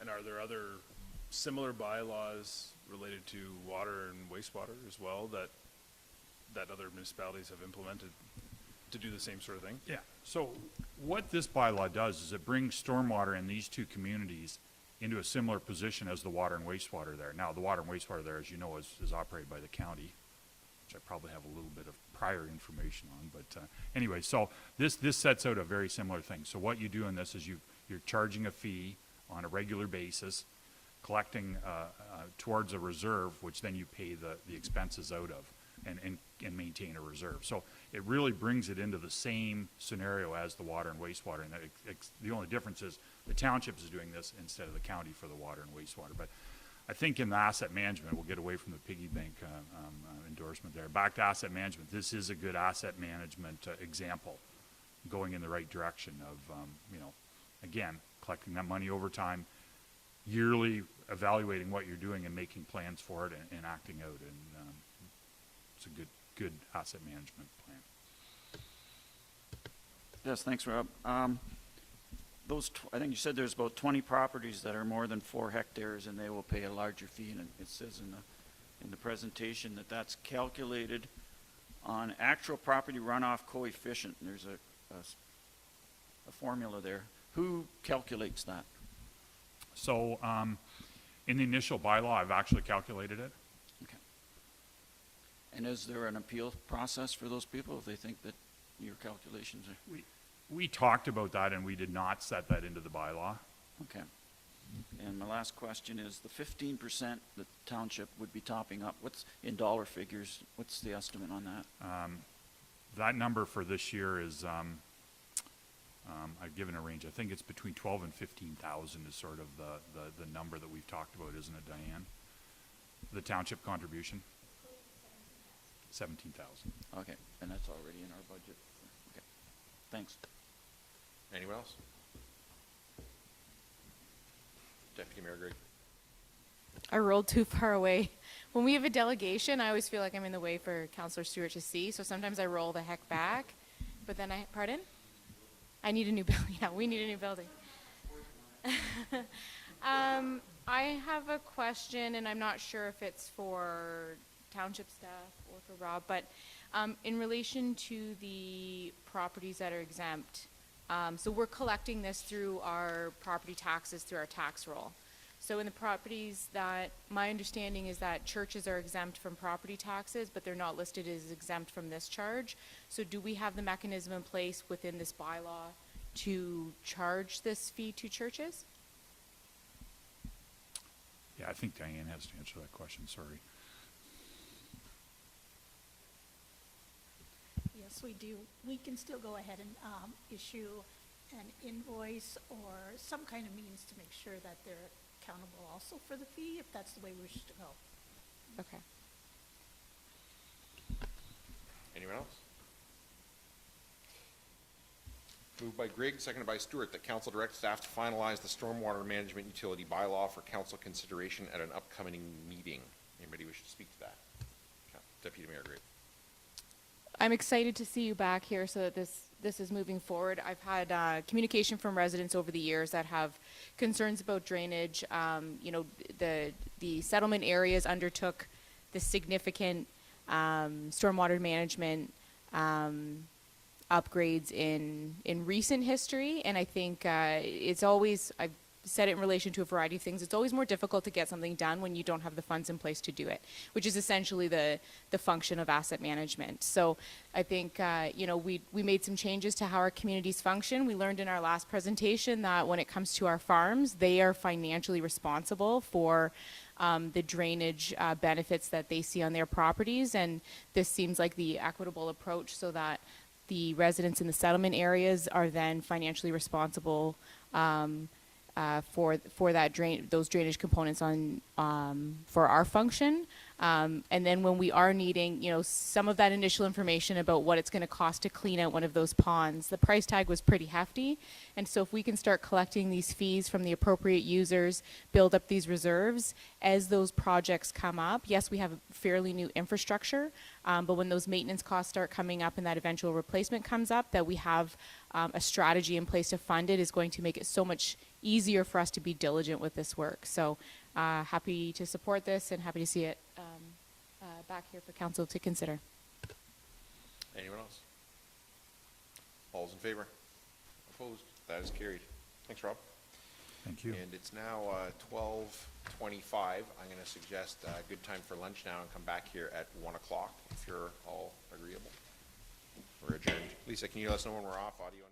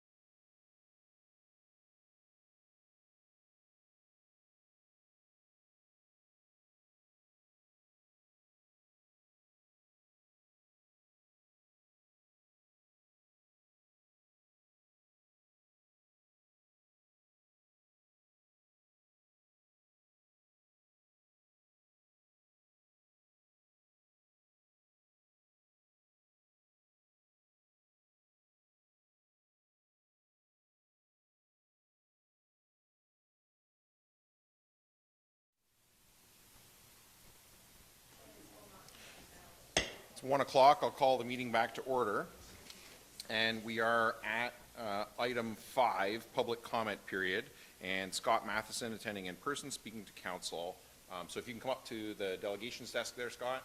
The deputy mayor is going to make sure the microphone's on. We can all hear you in the room. That has to be on the microphone, otherwise YouTube doesn't pick it up. So I'll turn it over to you. 3 minutes.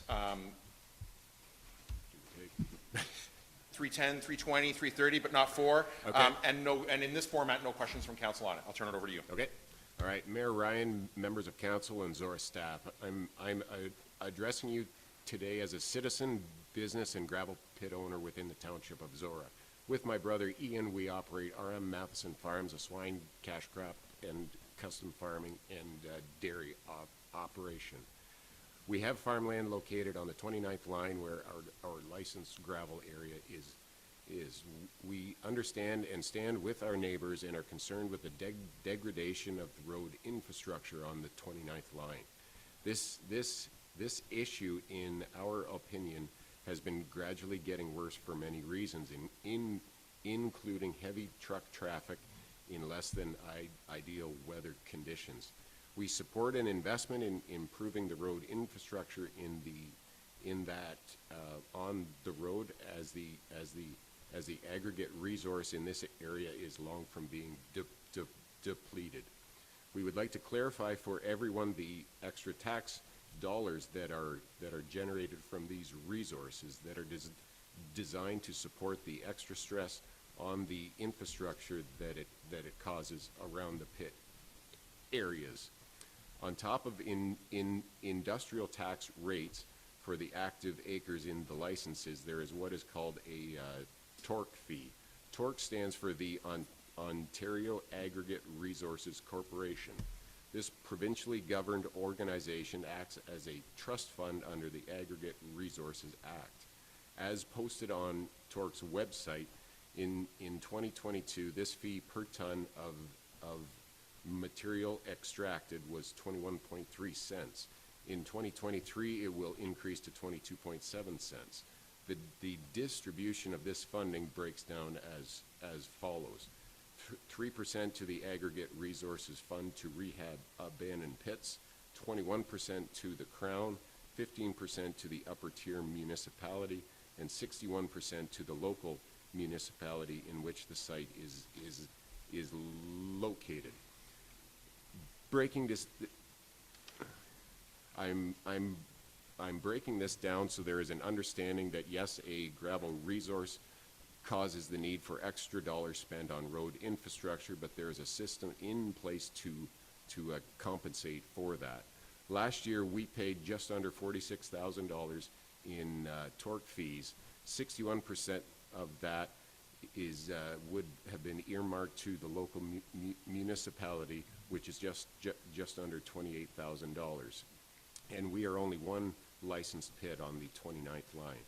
Between the 3 pits on this section of the 29th, there is potential for just over 1 million ton of aggregate to be moved annually. The local municipality's share of the torque fee on that much material would be $147,000 plus the industrial property taxes. Once again, these extra dollars are designed for the municipality to use in these areas to support the extra stress that trucks cause and maintain a safe road for local residents and school buses. We would challenge council to follow these dollars and be sure that they are getting to where they are intended to be. We feel that this is a fair user pay system that is in place that is unique to the aggregate industry. Unlike any other trucks or vehicles using our roads. If it is shown that this amount is insufficient, we feel that the increased revenue for the municipality should be generated through higher torque fees, not increased property taxes, which are not linked to the volumes removed from licensed areas. We fully support the idea of emergency load restrictions outside of the February 15th to April 30th load restrictions season, provided that when conditions aren't detrimental during those times, that those load restrictions are lifted. On February 10th of this year, there was a large export material scheduled out of our pit. Together with A-Rock Aggregates, we made the decision that conditions were not suitable nor safe for trucks to be on the road in the conditions that they were, and they sourced the material elsewhere. This decision had a negative financial impact to us, but we felt that it was the proper decision to make. Other local neighbors rely on properly maintained road infrastructure to support their business and keep their families safe. These neighbors also provide significant tax dollars for the township. We stand with all neighbors, residential, commercial, agricultural, and industrial.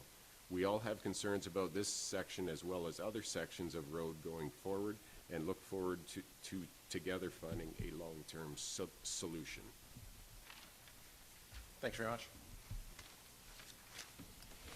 So now we're going to go on to item 8.3B, if council's okay with that, because it's a report that's specifically relevant to the public input. Sorry, what did I say? Sorry, I meant 8.4B. Sorry, thank you. 8.4B, Public Works Department Report 2023-036 from the Director of Public Works regarding aggregate access road presentation. Steve, do you want to highlight anything for council in that report before I ask them for questions? No, there's nothing to highlight, but there is a presentation attached to that report that I would like to go through. Okay? Here.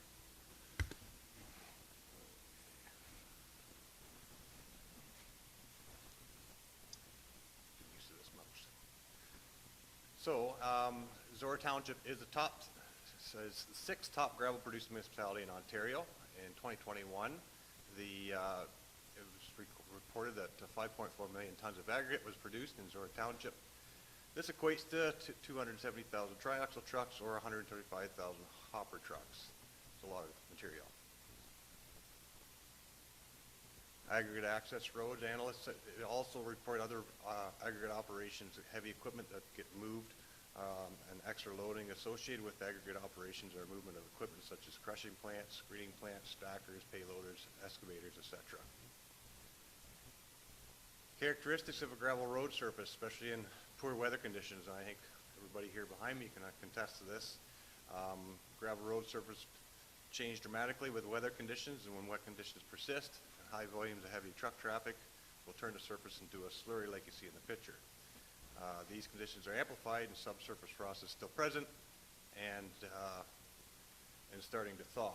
So you get a top few inches of sloppy material on top of hard frozen ground.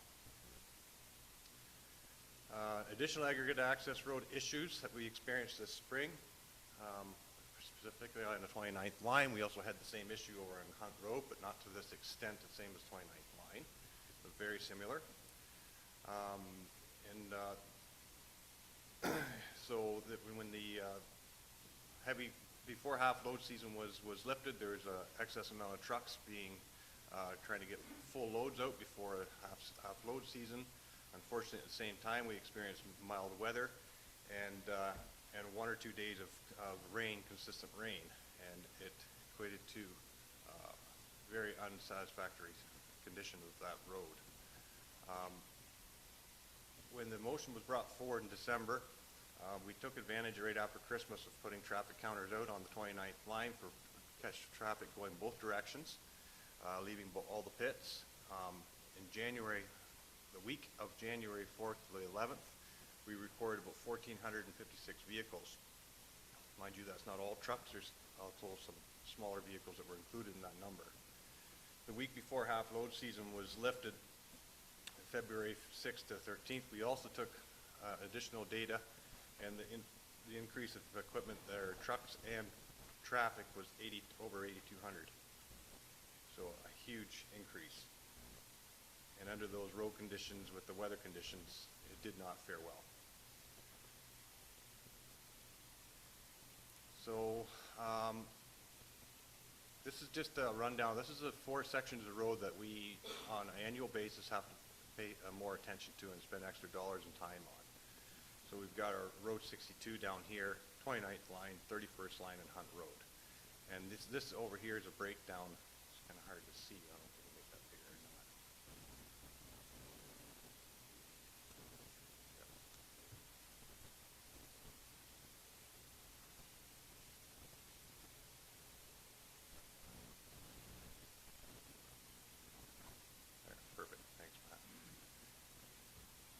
this is a breakdown of what we spent on each section of road in total, and this is the cost per kilometer.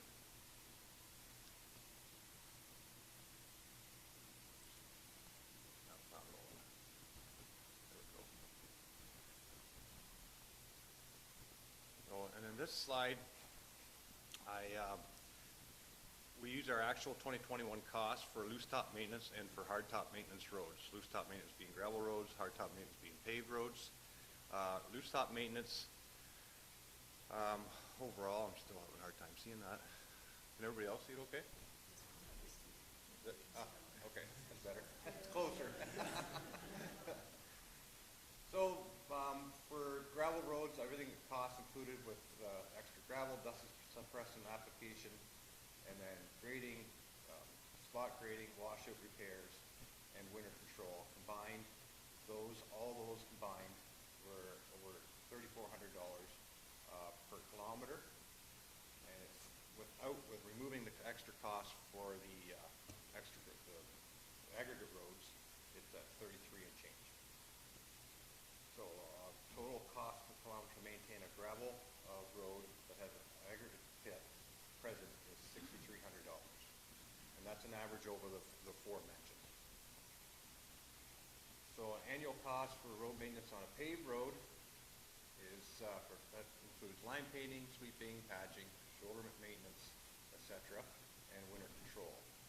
And those all equate to $4,200 per kilometer. Now, this here, the total maintenance, preservation, and replacement cost. So I'm going to get to this more in depth on the next slide.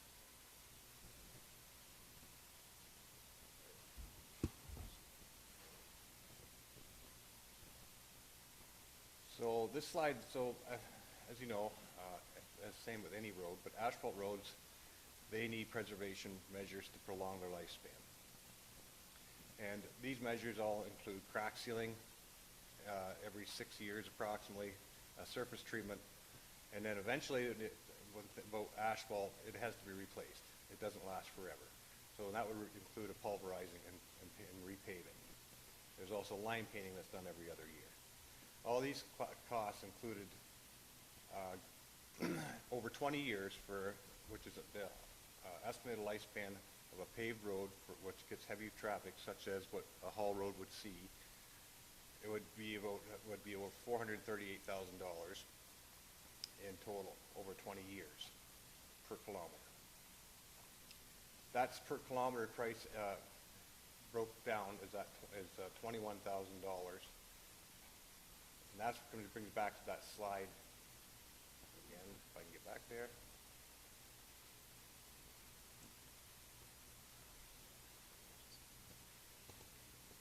There we go. So that's where we got to come up with the $26,000. So it's the cost per kilometer to preserve and replace added to your maintenance fees, your maintenance cost of the $4,200.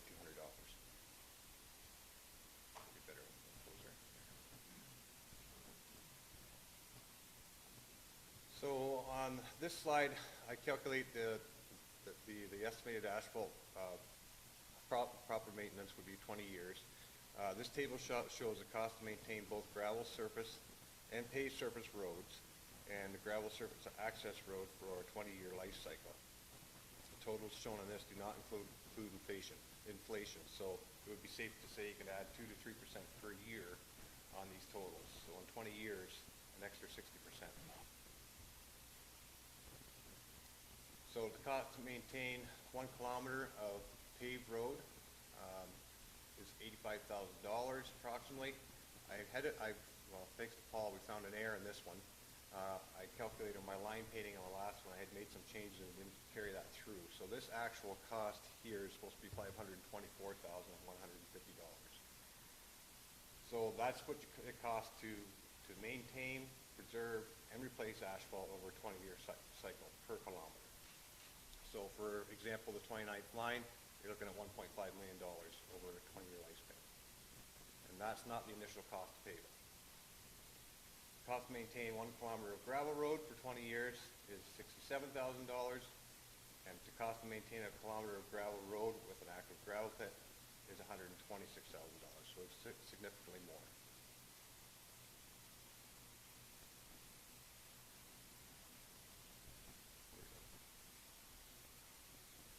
So cost specifically to those sections of the road that are in question, the 4 that we've chose, because those are the 4 we spend the most time and money on throughout the year. For the 29th line, for example, 3 kilometers. Cost option A would be to pave just to Road 96 from where the aggregate pits are, or this is the cost to pave the entire section. 31st line, same thing. 31st line would need extra work. It would need to be rebuilt first to improve the base, so it would be extra money to do those things before pavement would be able to be added. So it reflects in the costs down here at the bottom for your options A and B. Same with Hunt Road, would also need to be rebuilt before you would want to put asphalt on it for longevity. And the average cost to rebuild 1 kilometer road before you could pave it is about $300,000. Possible solutions: pave all active aggregate access roads to the nearest connecting paved road. That, of course, comes with a cost. And I think another thing that should be considered here, and council should consider in any decisions, is the longevity and the lifespan of the pits that these sections of roads are on. So it should be taken into consideration if there's 5 years left, 10 years left in these aggregate pits. Is it going to be worth it, the money to do it? Number 2, increase gravel and dust suppressant on a frequency on all aggregate access roads to better maintain the crown for drainage. This would include a second application mid to late summer every year on these sections of road to better maintain the crown and help drainage getting off the edge of the road instead of getting that reverse crown after all the traffic and holding water. Ensure new aggregate pits and pit applications include access road upgrades at the owner's cost. We started doing this in 2018 already. This is a good reflection of this practice is the Stubby's pit on number 2 highway, the corner of Hunt. They paved that to full load capacity at their cost, and we're willing to do so they could haul aggregate at any time of the year. No restrictions. And number 4, and this is more to help in situations like we encountered this spring, to give power to the Director of Public Works to declare emergency load restrictions when conditions warrant outside February 15th to April 30th. And that's the end of the presentation. Open for questions. Questions from council? Councilor Mitchell. Steve, both you and Scott referred to the incident just before half-load season came in on line 29. Can you expand on what was the road condition that your crews found, and what type of work did they have to do to make it drivable again? So this winter has been challenging on all of our gravel roads. We've had a January thaw every 2 weeks, it seems. So we've had challenging times on all of our gravel roads. These roads that see extra traffic, such as the 29th line, it was more prevalent, and you could see the more damage on those roads, more than even a normal year. The week prior to half-load season coming off, we had mild temperatures, and then we had a day or two, 1 day of heavy rain. And with that type of volume that we were picking up that week was over 8,000 trucks, and it was a very negative effect on the road. And like I said, the Hunt Road was in bad condition too as well, and it was probably the second worst compared to what we had during the 29th line during that time. And was there more to that question? What did your crews have to do in the immediate to make it drivable? So we had to scrape off the sloppy surface, right, and then we added more fresh gravel to it to try to get a dry surface and a crown surface back there. It wasn't pleasant. It's just added more work down the road because now there's more cleanup to do in the ditches and the shoulders of the residents, and so that's, it's not over. We'll still have to go out and clean that up. It was the only way to deal with it at the time to get it back to a passable condition.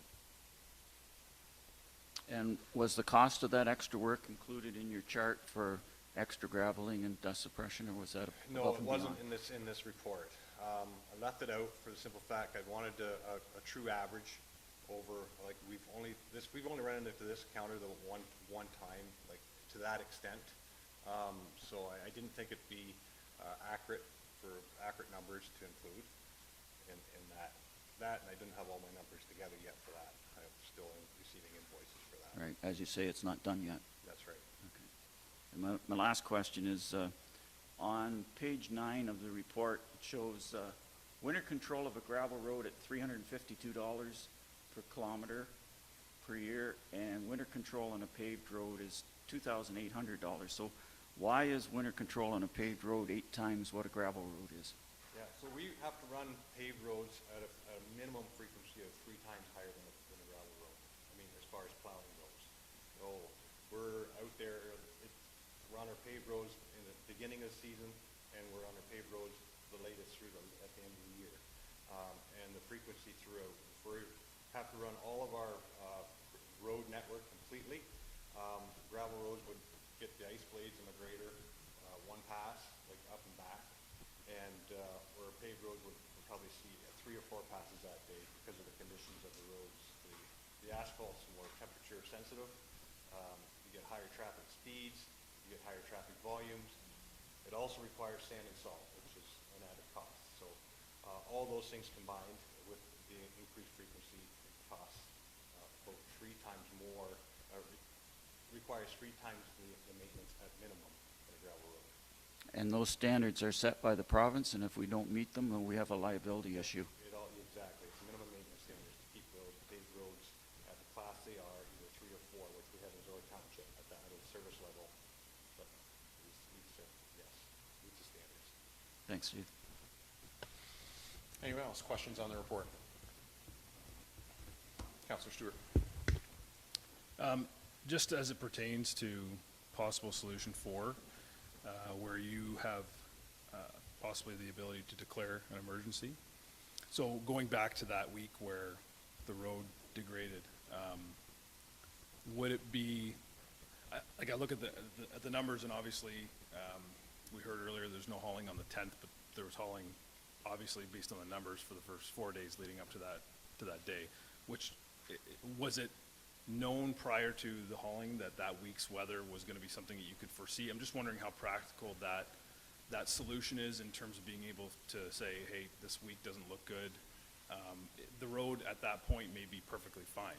Yeah. Or relatively fine. So Yeah. a good example is Middlesex County. They enacted their half-load season a month early. So 1st of February they enacted it because of the mild temperatures. We were been seeing mild temperatures up until this point. It would have been nice to have the ability, because I think we would have followed suit pretty quickly in that situation. It's not just for the haul roads, but all of our roads, and especially our asphalt roads. The frost is coming out in those roads too, and any damage that's created to a paved road, it stays, right? We got to live with that for the rest of that asphalt's life. Gravel road, we can fix it, right? We can grade it, add more gravel, we can fix it. Paved roads, you're stuck with it, or you're paying a lot of money to replace it, right? So in a situation just like this year in Middlesex County, which was a good call, they had the ability in place to do this. And, you know, which means if we say we're going to get an early thaw season, doesn't mean we can't lift it earlier either. If the frost is out of the ground, you know, before April 30th, by all means, you know, we'd gladly lift it earlier to just be able to, you know, keep industry moving along. And it's good for us as well. It gets our work started earlier and we can move things along. So. Anyone else? Questions on the report? Okay. No, sorry, not at this portion of the meeting. There's no public questions or input at this portion, but I can talk to you afterwards about how you can do that, because I have if there aren't questions, I have a couple of questions for me, mainly of understanding, Steve. So if I understand it correctly from the report, then the cost to pave this portion of 29th line that's of particular concern is $815,000 in year 0 capital costs. That would just be the paving project itself. That's correct. And then it would be $22,000 per kilometer per year after that to maintain that. So that would be $66,000 a year in the case of that section of Road 29, correct? So it would be about $22,000 a year per kilometer. Per kilometer, yep, per kilometer, to maintain and to preserve and also to have some asset management in there to replace. Yeah. Right? Not the initial paving costs. Right, so that's why I'm saying it would That's be correct. 815 year zero, That's- and then yep. I think for the section of road in its entirety, 66,000 a year after that. Whereas right now, the current cost is $6,400 per kilometer per year for that road, because it's one of the, an aggregate access road. That's correct. So that's, so multiplying it by the 3 kilometers, we're looking at, what's that, $19,000 Close to per year? $20,000, correct. Yeah, okay. Just wanted to make sure I understood that. And I might add, like, these aggregate access roads are an issue. We also have lots of other agricultural-related roads that see the same type of maintenance and the same type of issues, right? So this isn't just aggregate roads that we have to spend these extra dollars on. We do have other heavy farming practices that do require extra maintenance as well. Just thought that should be brought to everybody's attention. Any other questions? Diane, do we know what the township got in aggregate royalties for, like, over any year, like last year ideally, but any year as an example? 2022, we've seen 691,000. Thank you. And just to clarify, the township has an ability to set the That's correct. Thank you. And anything else questions on the report before I have a motion here? I'll read in a minute. I just want to make sure you got any questions. You can still ask questions after I put the motion. But. Okay. So I have then moved by Mitchell, seconded by Grigg. Stewart, sorry. Moved by Mitchell, seconded by Stewart, that report 2023-036 from the Director of Public Works be received and filed, and that report 2023-036 be forwarded to the top aggregate producing municipalities of Ontario, TAPMO, and to all municipalities that are members of TAPMO, and that links to report 2023-036 and the April 5th council meeting be included in the Zorra Township website, social media accounts, and the next edition of Zorra Now, and that the Director of Public Works and his designates be empowered to declare an emergency load restriction on any Zorra Township road at their discretion, and that a policy and/or bylaw governing the enactment of the power to declare an emergency load restriction be presented to council no later than September 6, 2023, and that cost option B to pave line 29 between Road 92 and Road 96 be included in the 2024 capital budget. Councillor Mitchell, as the mover, do you wish to speak to that? Yes. First of all, I'd like to thank Scott for his comments. Having not only a resident, but a pit operator give his input on this is valuable. And I want to thank Steve for the quality of the report. This came out of this being brought to my attention by many of the people that are sitting behind Steve last fall, and council asked for this report, and I appreciate the amount of work and the detail that went into it. And I would point out, I think Steve referenced it, that these are not all the roads in Zorra Township that have aggregate pits on them. There are other ones that have that are on paved roads currently. There are also a few that are on gravel roads, but do not have nearly the rate of extraction that these ones have, and so we haven't had the same issue. So he concentrated his efforts on these 4 roads that are the major problems. There's actually 3 parts to this motion. The first part being the distribution of the report. And we've been lobbying for many years for higher royalty payments and fair taxation of active aggregate pits. And the arguments we've been making is that the revenue generated is less than the cost to build and maintain roads damaged by trucking the aggregates to market. Most of those markets are outside the municipality of Zorra.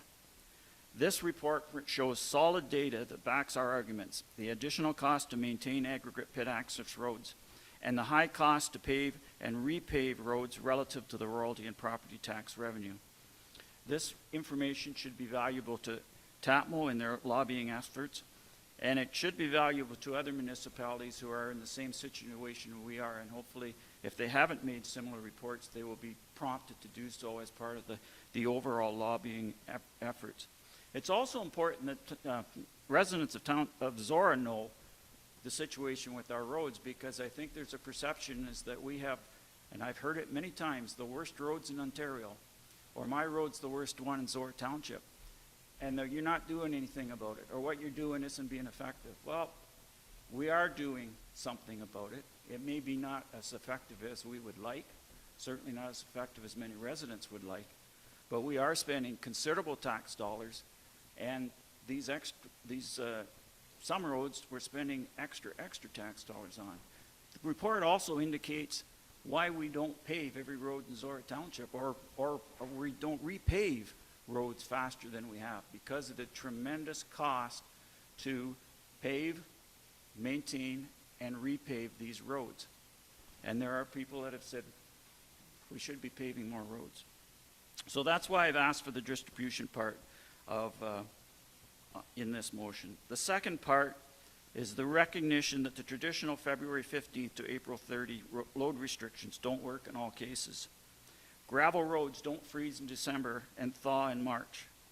And this clause is a direct result of the incident we've talked about on 9/29 and February 10th, and my discussions with Marcus and Steve in the days after that. That pit operator wasn't doing anything illegal. I give Steve and his brother and A-Rock credit for, or Scott rather, and his brother and A-Rock for deciding not to work in those conditions, but we had no legal reason that we could shut down a pit operator from working as they did. The alternative to bringing in an emergency load restriction measure is that we extend the load restriction to January 1st or December the 1st to cover these freeze and thaw areas. That's overkill. That penalizes everybody. That penalizes the farmer that wants to ship a couple of loads of grain or livestock. That penalizes the pit operator that wants to ship out full loads of aggregate when the road conditions are proper. So this is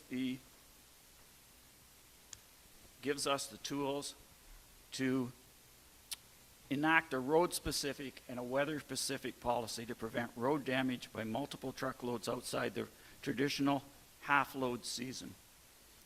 And for example, that would apply to pit operators, and would not only other situations where there would be large number of trucks coming down a particular road. And it would also not just be for pit access roads, it would be for other auxiliary roads that once these trucks leave their original access road, they continue on. And a good example of that would be line 29 north of Road 96, which was severely damaged much of over the winter as well with those trucks heading into Stratford. The last item is the tough one because it addresses a long-standing and serious problem, but there's big numbers involved here. So let's take a look at those numbers for a moment. First number I'd look at is traffic volume, and Steve referred to the 8,200 in the 1 week in February. Well, that's an anomaly. But also the 1456 in the first week of January is an anomaly as well. That's not prime construction territory. And I believe strongly that the true number is somewhere between 3,000 and 4,000 trips per week. And if you break that down into a 5-day work week, because the pits occasionally work Saturday, but generally are Monday to Friday. So if you divide that, you come up to about 600 average daily trips, which is one of the factors that we used in our road needs study as to what priorities we would put on roads. In the road needs study, line 29 in that section was at 325. But by comparison to the other 6 roads running between 92 and 96, between Highway 119 and the Embro Road, 2 of those are at 200. One of those is line 31 that our pit is on. One is at 175, and the others are at 50. So whether you follow the 600 or the 325, either way, this road gets a lot more traffic than others. The 2024 two-lift paving projects, those roads, by comparison, have average daily traffic of 350, 700, and 900. So at the 600, they're not excessively above what line 29 is get. The second number is, and what those three roads don't have, is the traffic type. And I did some calculations that are based on Steve's information in the report and also my personal observations, because I live on Road 96 and I see the steady stream of trucks going by my farm every day. So I won't bother you with the actual math, but assuming that of the 600 trips, 80% of those are gravel trucks, and the math comes out that there is 90,000 tons of combined weight of truck and material going down that road every working week. And I'm not an engineer, so I don't know how to figure out the foot-pounds of pressure per square foot based of surface area, but I'm pretty sure that it's well above what a gravel road is designed to take. So those are the numbers that are causing the problem. These are the numbers that address the solution. And if you go to page 12 of the report, you will see that the cost to pave the full 3 kilometers of line 29 is $815,000. That's actually, in my opinion, good use of that money, because unlike the other roads in this report, all this road needs is pavement. It doesn't need the $900,000 in preparation work that the other roads would to do this. You go to page 11 in the report,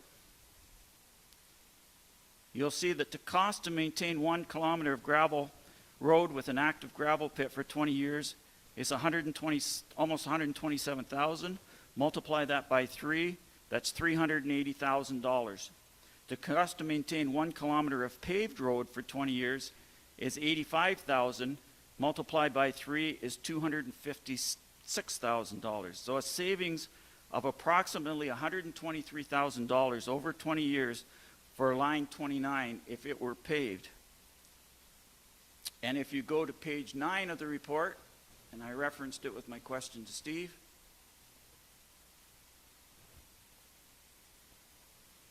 cost of winter maintenance on paved roads is $24.53, more than a gravel road. So for line 29, that's $7,300 a year. So of the $256,000 to maintain a paved line 29 for 20 years, $147,000 of that would be improved snow plowing and sanding versus a graveled line 29. So the road is not only less expensive to maintain, but it's safer to drive on. The scary number is the $536,000 per kilometer to maintain, preserve, and replace over 20 years, which works out to $1.6 million.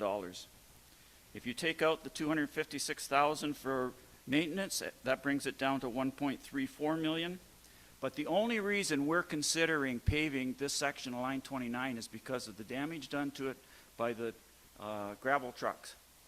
And in 20 years, there's every expectation that these pits will no longer be operating at the level of extrication they are, and especially if the pit operators are allowed to run for an extra 2.5 months a year on full load, the extrication level will probably even go up. So that's a huge number to replace, but it would be a reasonable decision in 20 years when those pits are no longer operating to turn this back to a quiet gravel road that it would be otherwise.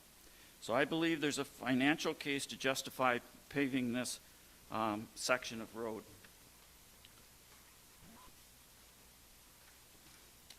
But beyond the numbers, this is about people and quality of life. Every Zorra resident has the right to easy access and enjoyment of their property.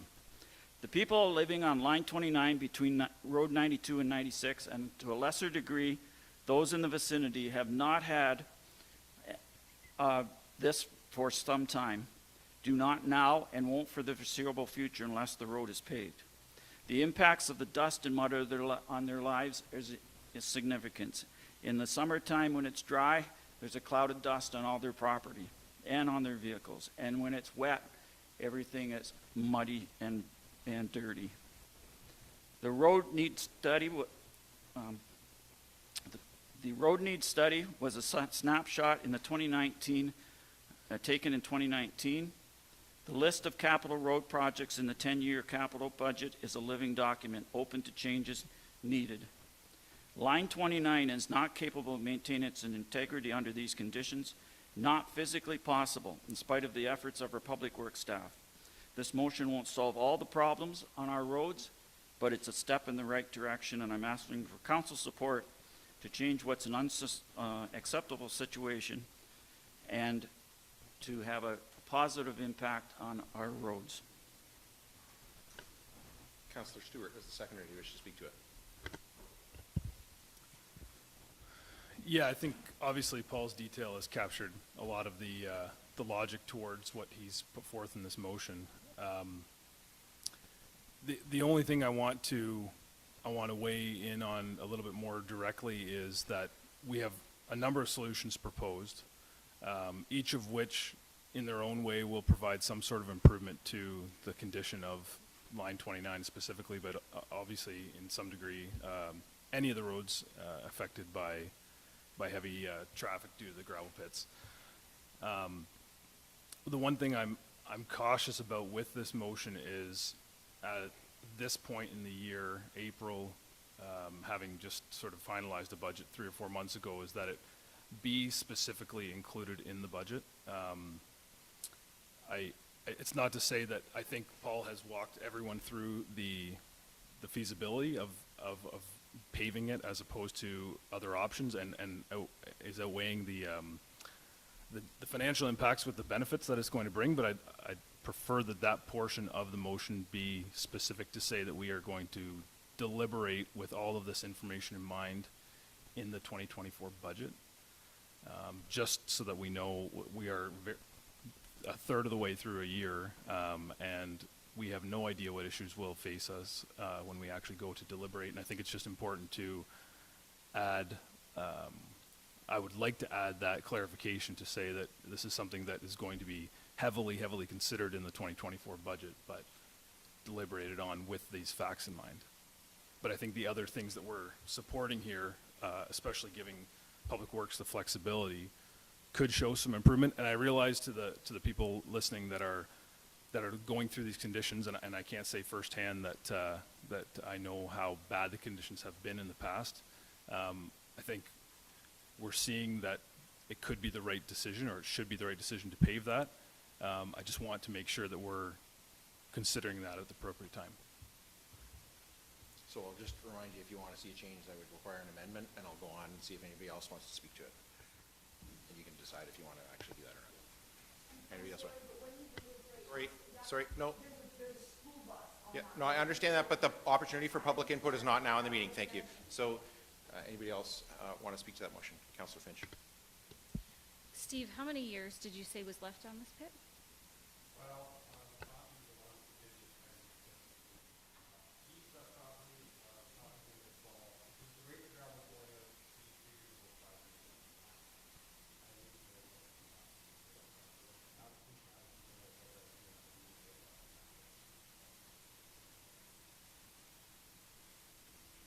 Anybody else?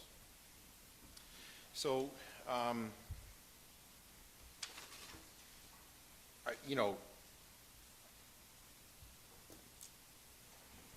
I would say a majority of our gravel roads in the township are, in my opinion, not good enough for the 21st century. It's true. The reasons that they are not as good are, climate change, heavier aggregate equipment, heavier agricultural equipment, and frankly, changing resident standards. I think there's a lot of gravel roads with a lot of people on them now who, in a lot of cases, that road hasn't changed at all, but their standards have changed, and that's acceptable. That's okay for people to say they want a different level of service, right? But I think, in my opinion, in some ways, this motion doesn't go far enough. In that, if we're saying the roads are not good enough, then we should invest in roads. And I don't think we should invest specifically in line 29 necessarily. Maybe it should be line 29. I don't know. We have a road needs study, and I think this council is quite rightly proud of that road needs study and the work that we did, in that road needs study is published on the website, and any resident can look at it.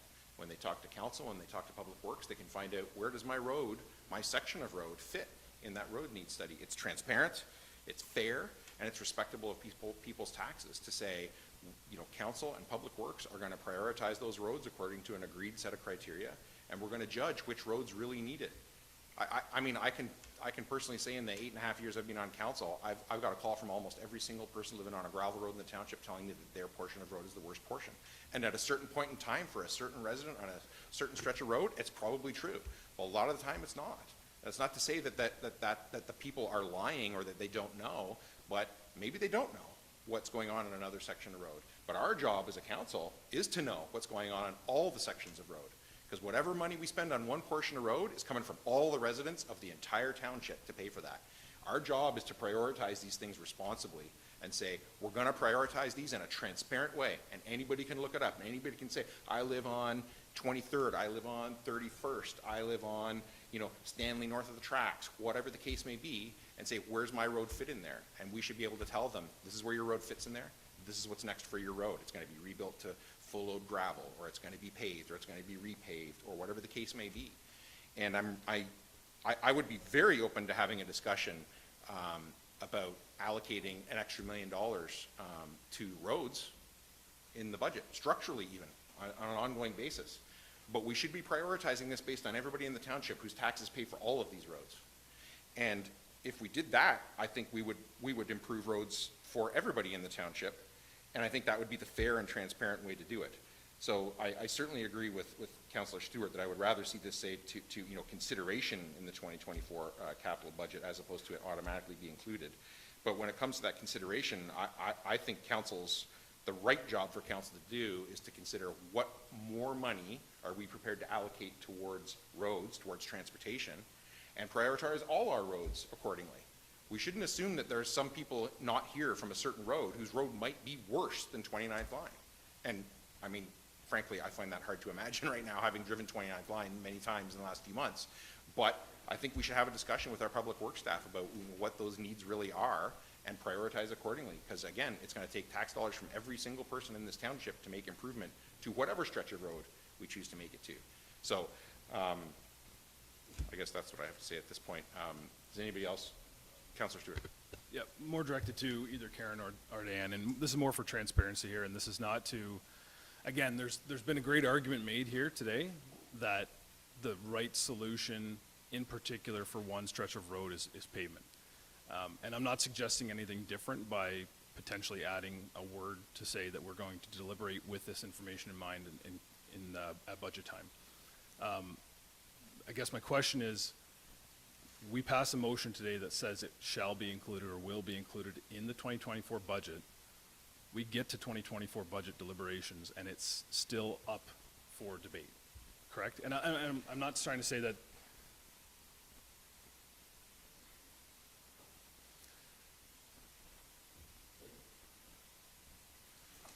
just trying to think this through, but I think that procedurally, if a motion today says that it is in the budget, then technically that would be reconsideration if somebody wanted to take it out of the budget or change it when it came to budget, and that would mean you would have to justify reconsideration. So that's what I would say that means. What you want to do with that is up to you. Okay, and really then to expand on my reasoning here is that 2024 budget deliberation is 2024 budget deliberation, and that's what that season of council meetings is meant to do. We gather information throughout the year, I assume, year one here, so fair enough, but and use that information, just like last council meeting we made decisions and we have possible solutions to how to spend infrastructure project reserves, and we're going to think about that based on a report that was received last council meeting at budget deliberations. So to me, the right time to discuss exactly what our plan is, and to Marcus's point earlier, we could be looking at more than just this road, because we could be looking at spending more than the $800,000 to pave just this road. We may look at 2 roads, and we may decide that those 2 roads are important. If we turn and as a council agree that this is something, gravel roads is something we want to start investing more money in going forward from 2024 and on, then we will cross that bridge certainly during our 2024 budgets. And I realize, and I'm saying this, that it feels like we're not committing to this right now, or I'm at least saying I'm not committing to it now. But I think we've asked staff for the report. They've provided clear information that makes a really good case for it, and it will be considered. Anyone else? Councilor Mitchell? Deputy Mayor Gray? In terms of timeline and consideration, I couldn't agree more. I think we need to have sort of that broader conversation and, and what service level improvement we're looking to finance. That conversation has to be in consultation with the rest of the budgetary structure. I think for us to do this responsibly. The other piece is, and I don't know any of the details of it other than, there was a recent appeal ruling in relation to taxation for aggregate pits. And my understanding is there will be financial implications that additional property tax revenues will be part of what's funded from pits to the municipality. So we don't yet know what those specifics are going to be, but if there's added funding coming out of pit operations to the municipality, I think that would also be helpful in considering, what type of solutions with what type of price tags affiliated with them, what's feasible in terms of these specific kind of improvements. So not only do I think budget time is a great time to, commit to a decision about this, I also think that within the scope of having perhaps at that time a better understanding of what that financial implication is going to be for us is also going to really help us be able to make the responsible decision. And then one quick comment to Paul's comment about, when these, I am very cautious of making a plan that includes paving a road to take us through 20 years to return it back to a nice country gravel road, because I think anyone, that can be the plan, but I think we have to make that decision anticipating that it never returns to gravel. Anyone who moves there in that 20 years that it's paved is going to be right back here filling this gallery if we think we want to turn it back. I think of that when I think about asset management strategies in general. We don't add assets to turn around and take them away, and that's why asset management is so vital when we consider adding new assets to the municipality. So I would also want to be comfortable with a financing structure of paving this or any other additional road, for that to be considered with that in mind. Councilor Mitchell? I will point out that, I'm very proud of the road needs study too, but as I said, it was a spot. It was a picture taken 4 years ago and times changed, and this situation has gotten markedly worse in the last 4 years since that was taken. I'll also point out that we did make a decision to put $150,000 away for recreation equipment storage pre-budget, and when it came to budget, that was slam dunk. We weren't talking about it. That was just part of what's going to happen. The bullheaded part of me wants to go ahead and vote on this, but the politician part of me who's lost a number of votes because I pushed too hard is reading the room, and this motion's not going to pass the way it is. So I would like to make an amendment that the word included to be changed to considered. It's not what I want, but what I want is that we at least do something about this, and I think that's the only way. Having heard the comments of my fellow councilors, that's the only way we're going to proceed on this. Otherwise, we're not. Do you have a seconder? Councilor Stewart? Okay.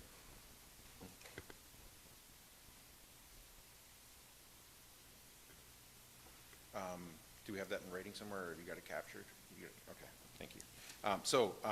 Discussion of the amendment to change the word included to considered. I just made my argument. I think it's more important that this is in the budget, one way or another. I would prefer that it was rock solid in there, but I don't believe that my fellow councilors agree with me, and they want more flexibility when it comes to budget time, and I can assure you, if this motion passes as amended, I will be arguing strongly for it to be in that next budget. Yeah, just to reiterate, I agree with the arguments that have been made to support the idea of paving it. I just think the right time to look at it is when we're going through budget as a larger scope item. Anyone else speaking to the amendment to change included to considered? All right then, I'll call the vote on the amendment. Those in favor? Opposed? That is carried. So now I'm going to, just for clarity, I'm going to read the amended motion and ask if anybody else wants to speak to that before calling the question. Moved by Mitchell, seconded by Stewart, that report 2023-036 from the Director of Public Works be received and filed, and that report 2023-036 be forwarded to the top aggregate producing municipalities of Ontario, TAPMO, and to all municipalities that are members of TAPMO, and that links to report 2023-036 and the April 5th council meeting be included in the Zorra Township website, social media accounts, and the next edition of the Zorra Now. And that the Director of Public Works and his designates be empowered to declare an emergency load restriction on any Zorra Township road at their discretion, and that a policy and/or bylaw governing the enactment of the power to declare an emergency load restriction be presented to Council no later than September 6th, 2023, and that cost option B to pave line 29 between Road 92 and Road 96 be considered in the 2024 capital budget. Does anybody wish to speak to that amended motion? So just before I call the vote, then I'm going to speak to it. I promise I'll try and keep it brief. I think this is the responsible thing to do. I think we have to consider the full cost implications of this. I think, again, prioritizing relative to all the roads, the road needs study, and that's a transparent tool to communicate to residents which roads need work, what work they're going to get, when they're going to get it, and consideration of our asset management plan, that we can make an improvement to a road, but that's not a tax bill item for the year that road gets improved. That's a tax bill item for all residents forever for that road. And I think we need to prioritize those things, and I think this is the right way to do it, is to consider it in its entirety as part of the capital and the operational budget in the context of reserves and debentures and all those costs going forward, and then we can look at what the true cost will be on the tax bill for any and all road improvements going forward. Anybody else wish to speak to it before I call the question? All those in favor? Opposed? That is carried.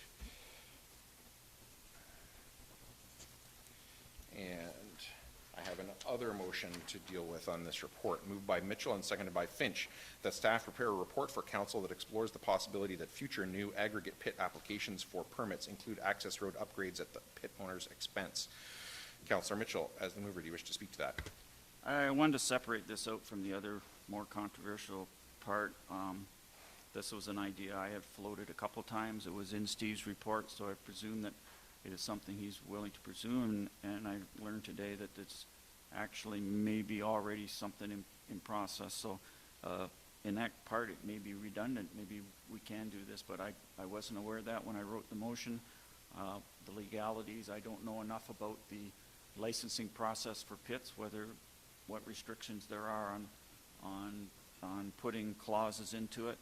So I thought a separate motion to ask for a report on this was worth pursuing as a long-term solution.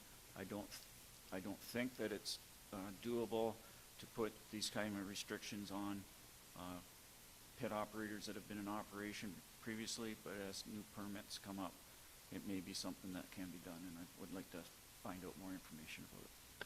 Councillor Finch is the seconder. Do you wish to speak to it? Anybody else? All those in favor? Opposed? That is carried. And then we come to 8.3, Building and Drainage Department A, Report 2023-035 from the Chief Building Official Drainage Superintendent regarding monthly building report for February 2023. Mike, is there anything you want to highlight for council in that?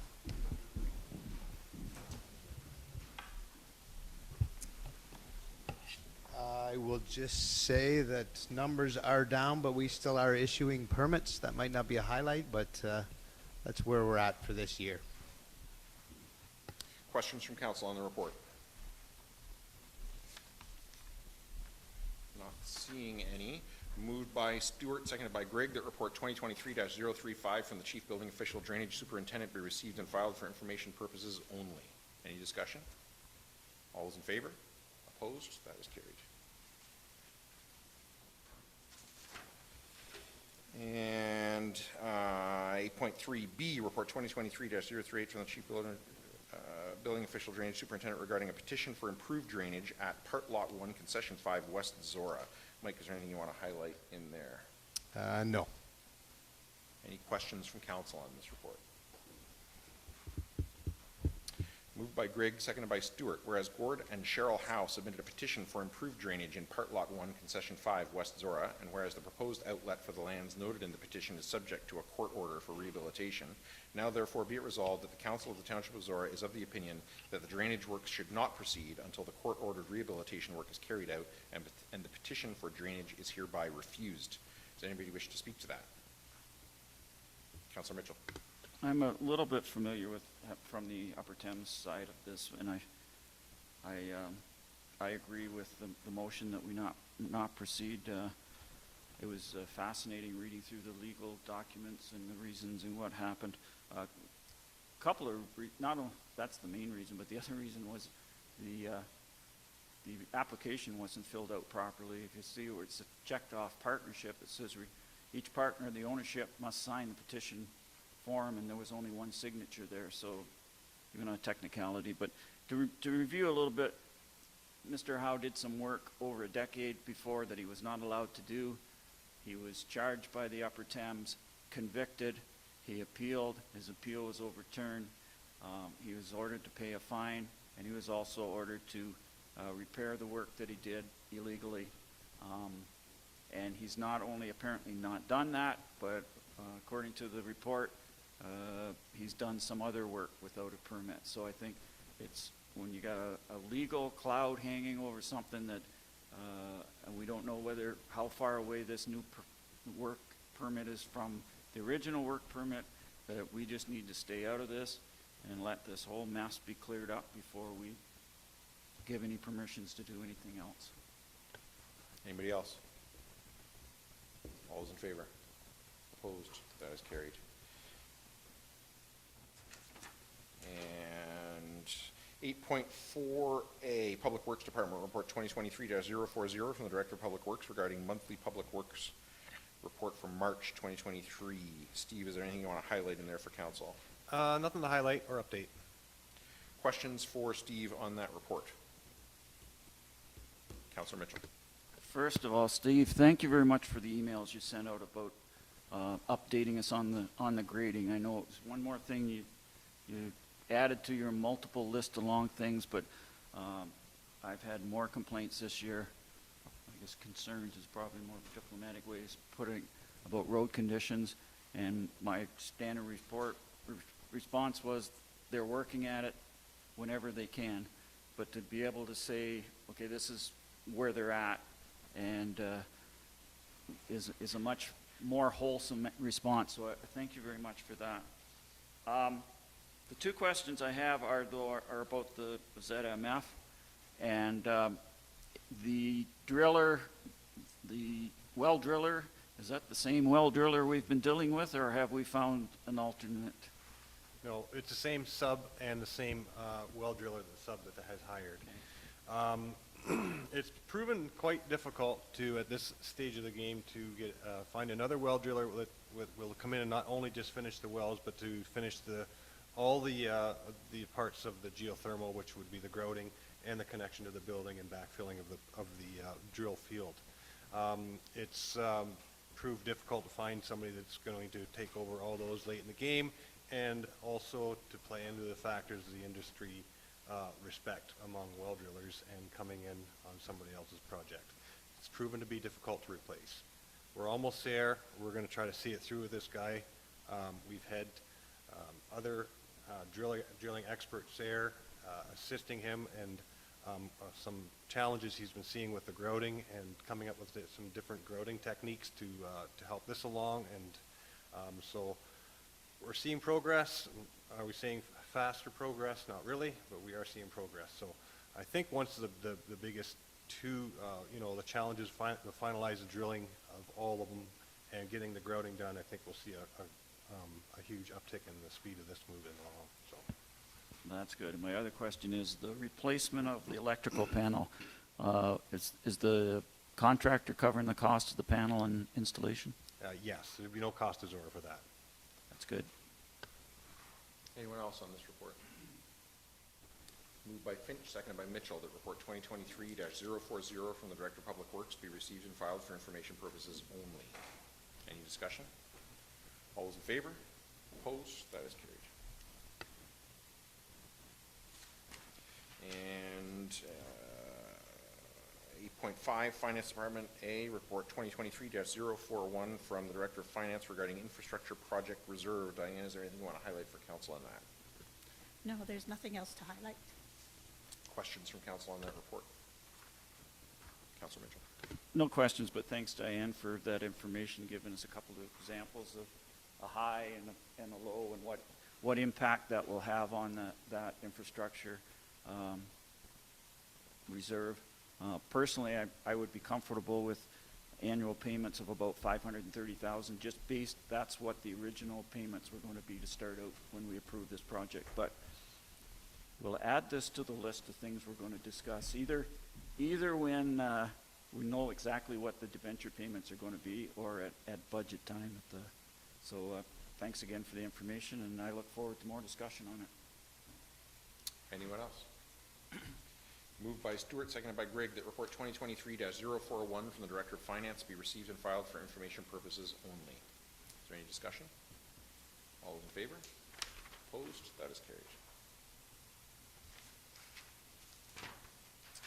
And 8.6A, Corporate Services Department, report 2023-034 from the Bylaw Enforcement Officer regarding a departmental activity update. Is there anything you'd like to highlight for us?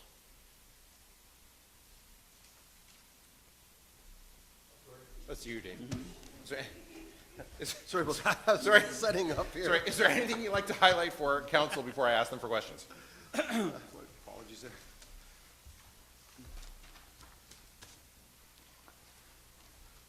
Good afternoon. The bylaw officer, Dave Robertson, reporting on February statistics. Animal control, we had 0. Fencing had 1 issue. Band and clear 1. Noise, there were 3. Parking enforcement, we had 2 complaints. Nothing for the pound keeper. Property standards, we had 5. Roads, nothing. 0. Snowmobile complaints, I had 1. And work order charges issued were 2 for the month of February, and no zoning issues. Questions from council on the report? Not seeing any. Moved by Finch, seconded by Mitchell, that report 2023-034 from the Bylaw Enforcement Officer be received and filed for information purposes only. Anybody wish to speak to that? All those in favor? Opposed? Thank you. That's the first time I think you reported to council, Dave? Yes, sir, it is. Formally? Formally, yes. He's been here before, but never reported. Thank you. Okay, thank you. Not too bad, right? Wasn't too bad. Okay, good. Once I figured how to turn the mic on. Yeah, we all forget that. So then correspondence requiring direction. So there's 9, A, B, and C. We dealt with A already. So I have a motion to deal with the correspondence from Woodstock regarding reducing municipal insurance costs. Are there any questions for staff before I read the motion that I have here?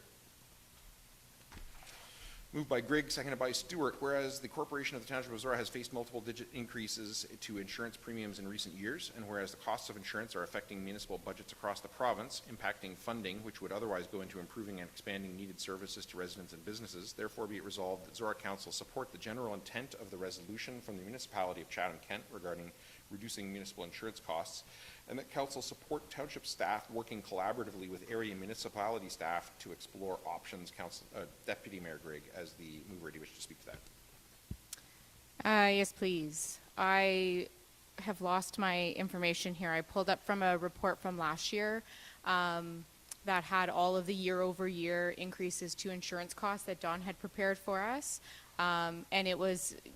I think it's a good reminder of where we're coming from and what we've most recently experienced. I'm not going to pretend to understand what it is, the specific mechanisms of what is being suggested, or how feasible or what the risk could be for our municipality, but I think there's good grounds to exploring, if there's an alternative solution. We have been talking about this the last few years, advocating for some change, some help from the province, but where we're sitting right now is still looking at some pretty suffocating percentage increases. So what I started with the Woodstock correspondence was going back to the original motion from Chatham-Kent, and I definitely agree with the general intent of it.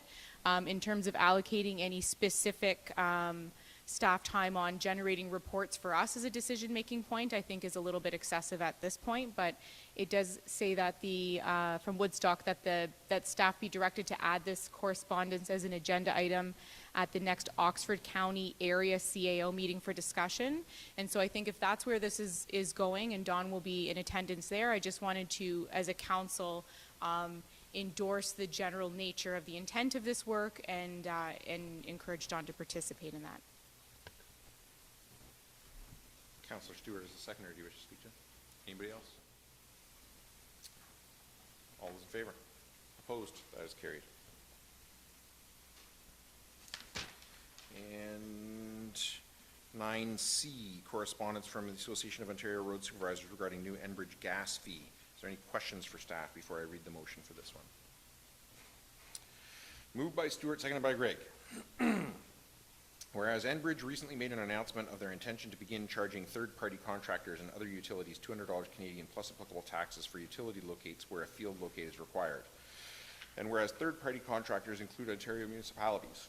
And whereas these locate requests are only required as Ontario municipalities have allowed utilities to use municipal rights-of-way at no charge to the utilities. And whereas the announcement of new downloaded costs will negatively impact the budgets of Ontario municipalities, which are already burdened. And whereas if Enbridge is successful in implementing this new charge, a precedence is set for other utility companies to also begin charging for locates. Therefore, be it resolved that the Township of Zorra strongly opposes these utility locate costs being downloaded to Ontario municipalities by Enbridge Gas or other utilities, and that the Province of Ontario's Ministry of Municipal and Business Service Delivery make it clear that these costs must be borne by the utilities themselves, and that this decision be forwarded to the Minister of Public and Business Service Delivery, Khalid Rashid, Minister of Infrastructure, King Asurma, Ministry of Energy, Todd Smith, Premier Doug Ford, Oxford County's MPP, the Association of Road Supervisors, and the Association of Municipalities of Ontario. Deputy Mayor Grigg is the mover. Do you wish to speak to that? In brief discussion with staff, this is a little bit out of my wheelhouse, but in brief discussion with staff, I believe this to be good advocacy for Zorra. And I also wanted to thank the Association of Ontario Road Supervisors for not only bringing this to our attention, but really helping with all of the wording to make sure that, the specifics of what it is that we're advocating here, that we get it right. So, yeah, that's all. Actually, you were the mover. Do you wish to speak to it now? Okay. Anybody? Thank you. Anybody else? I'm not reading this again. All those in favor? Opposed? That is carried. And boards and committees. So we have 10A and B, and I have a motion here to receive and file both. Does anybody want to do anything different with either of those? And Paul, you're going to want to speak to 10A. Anybody want to speak to B? Just so I know in advance. No? Paul.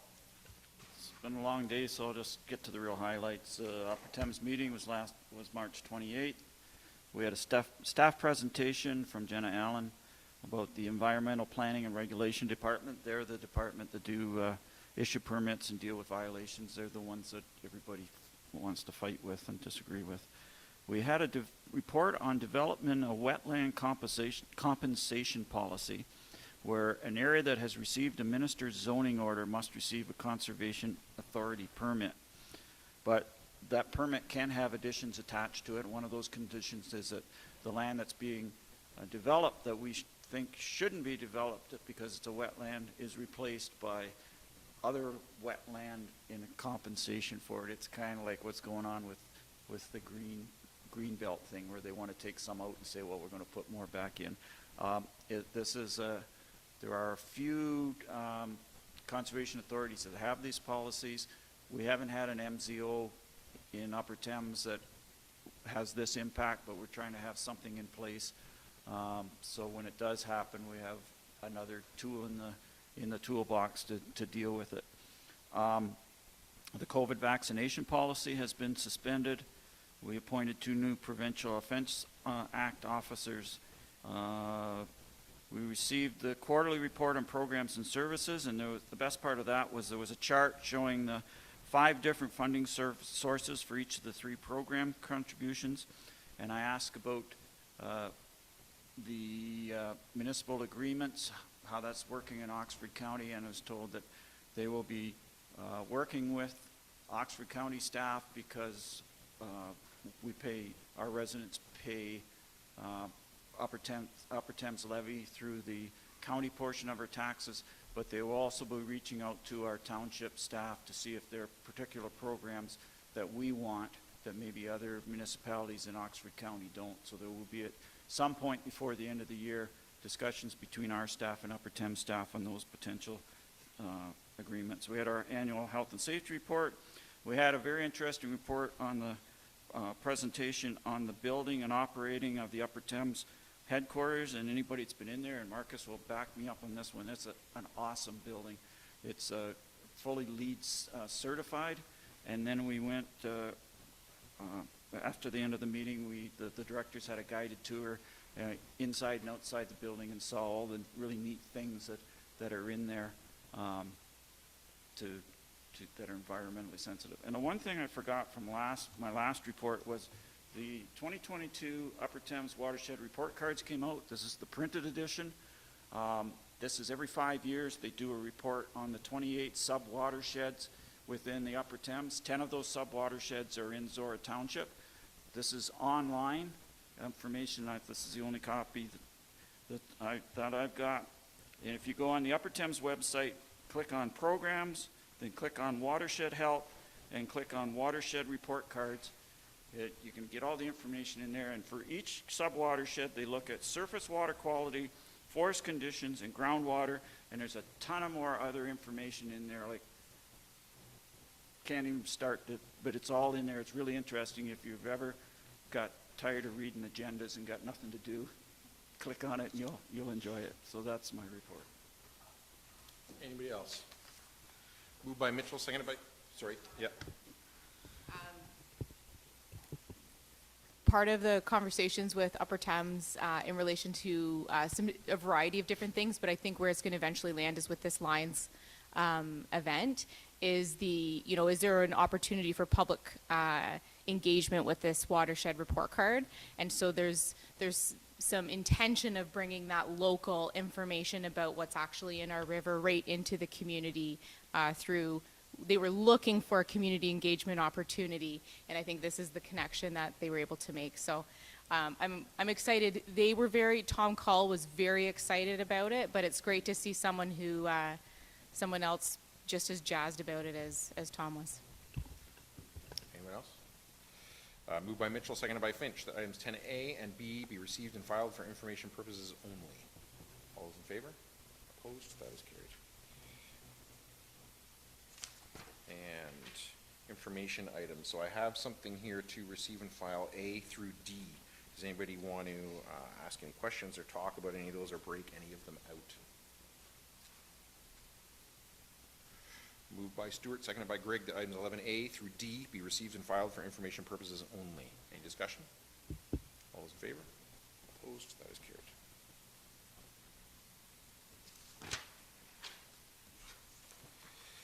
And no unfinished business, no notice of motion, bylaws, and then we'll do bylaws, calendar, confirmatory adjournment. You're good? So moved by Finch, seconded by Mitchell, that bylaws 16-23 and 17-23 be taken as read a first, second, and third time and finally passed, and further that the mayor and clerk are hereby authorized to sign the same and affix the corporate seal thereto. Any discussion? All those in favor? Opposed? That is carried.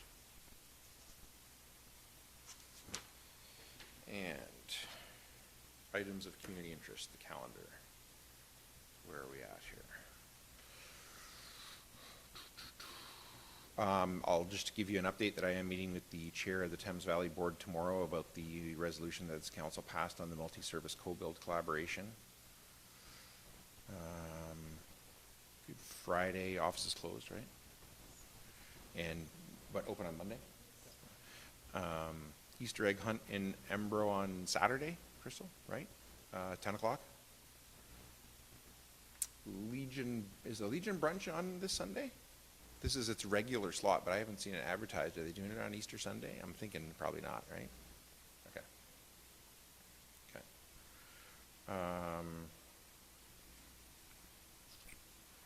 What else here?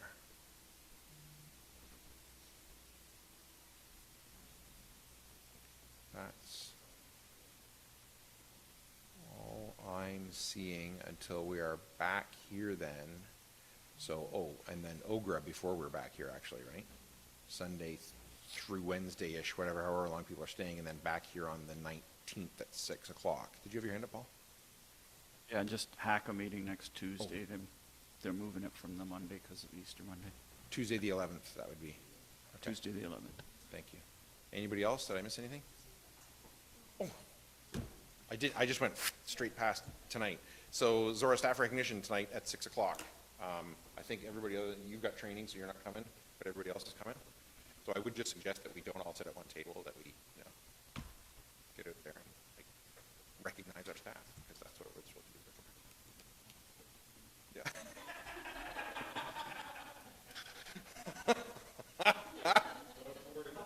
Too soon, too soon.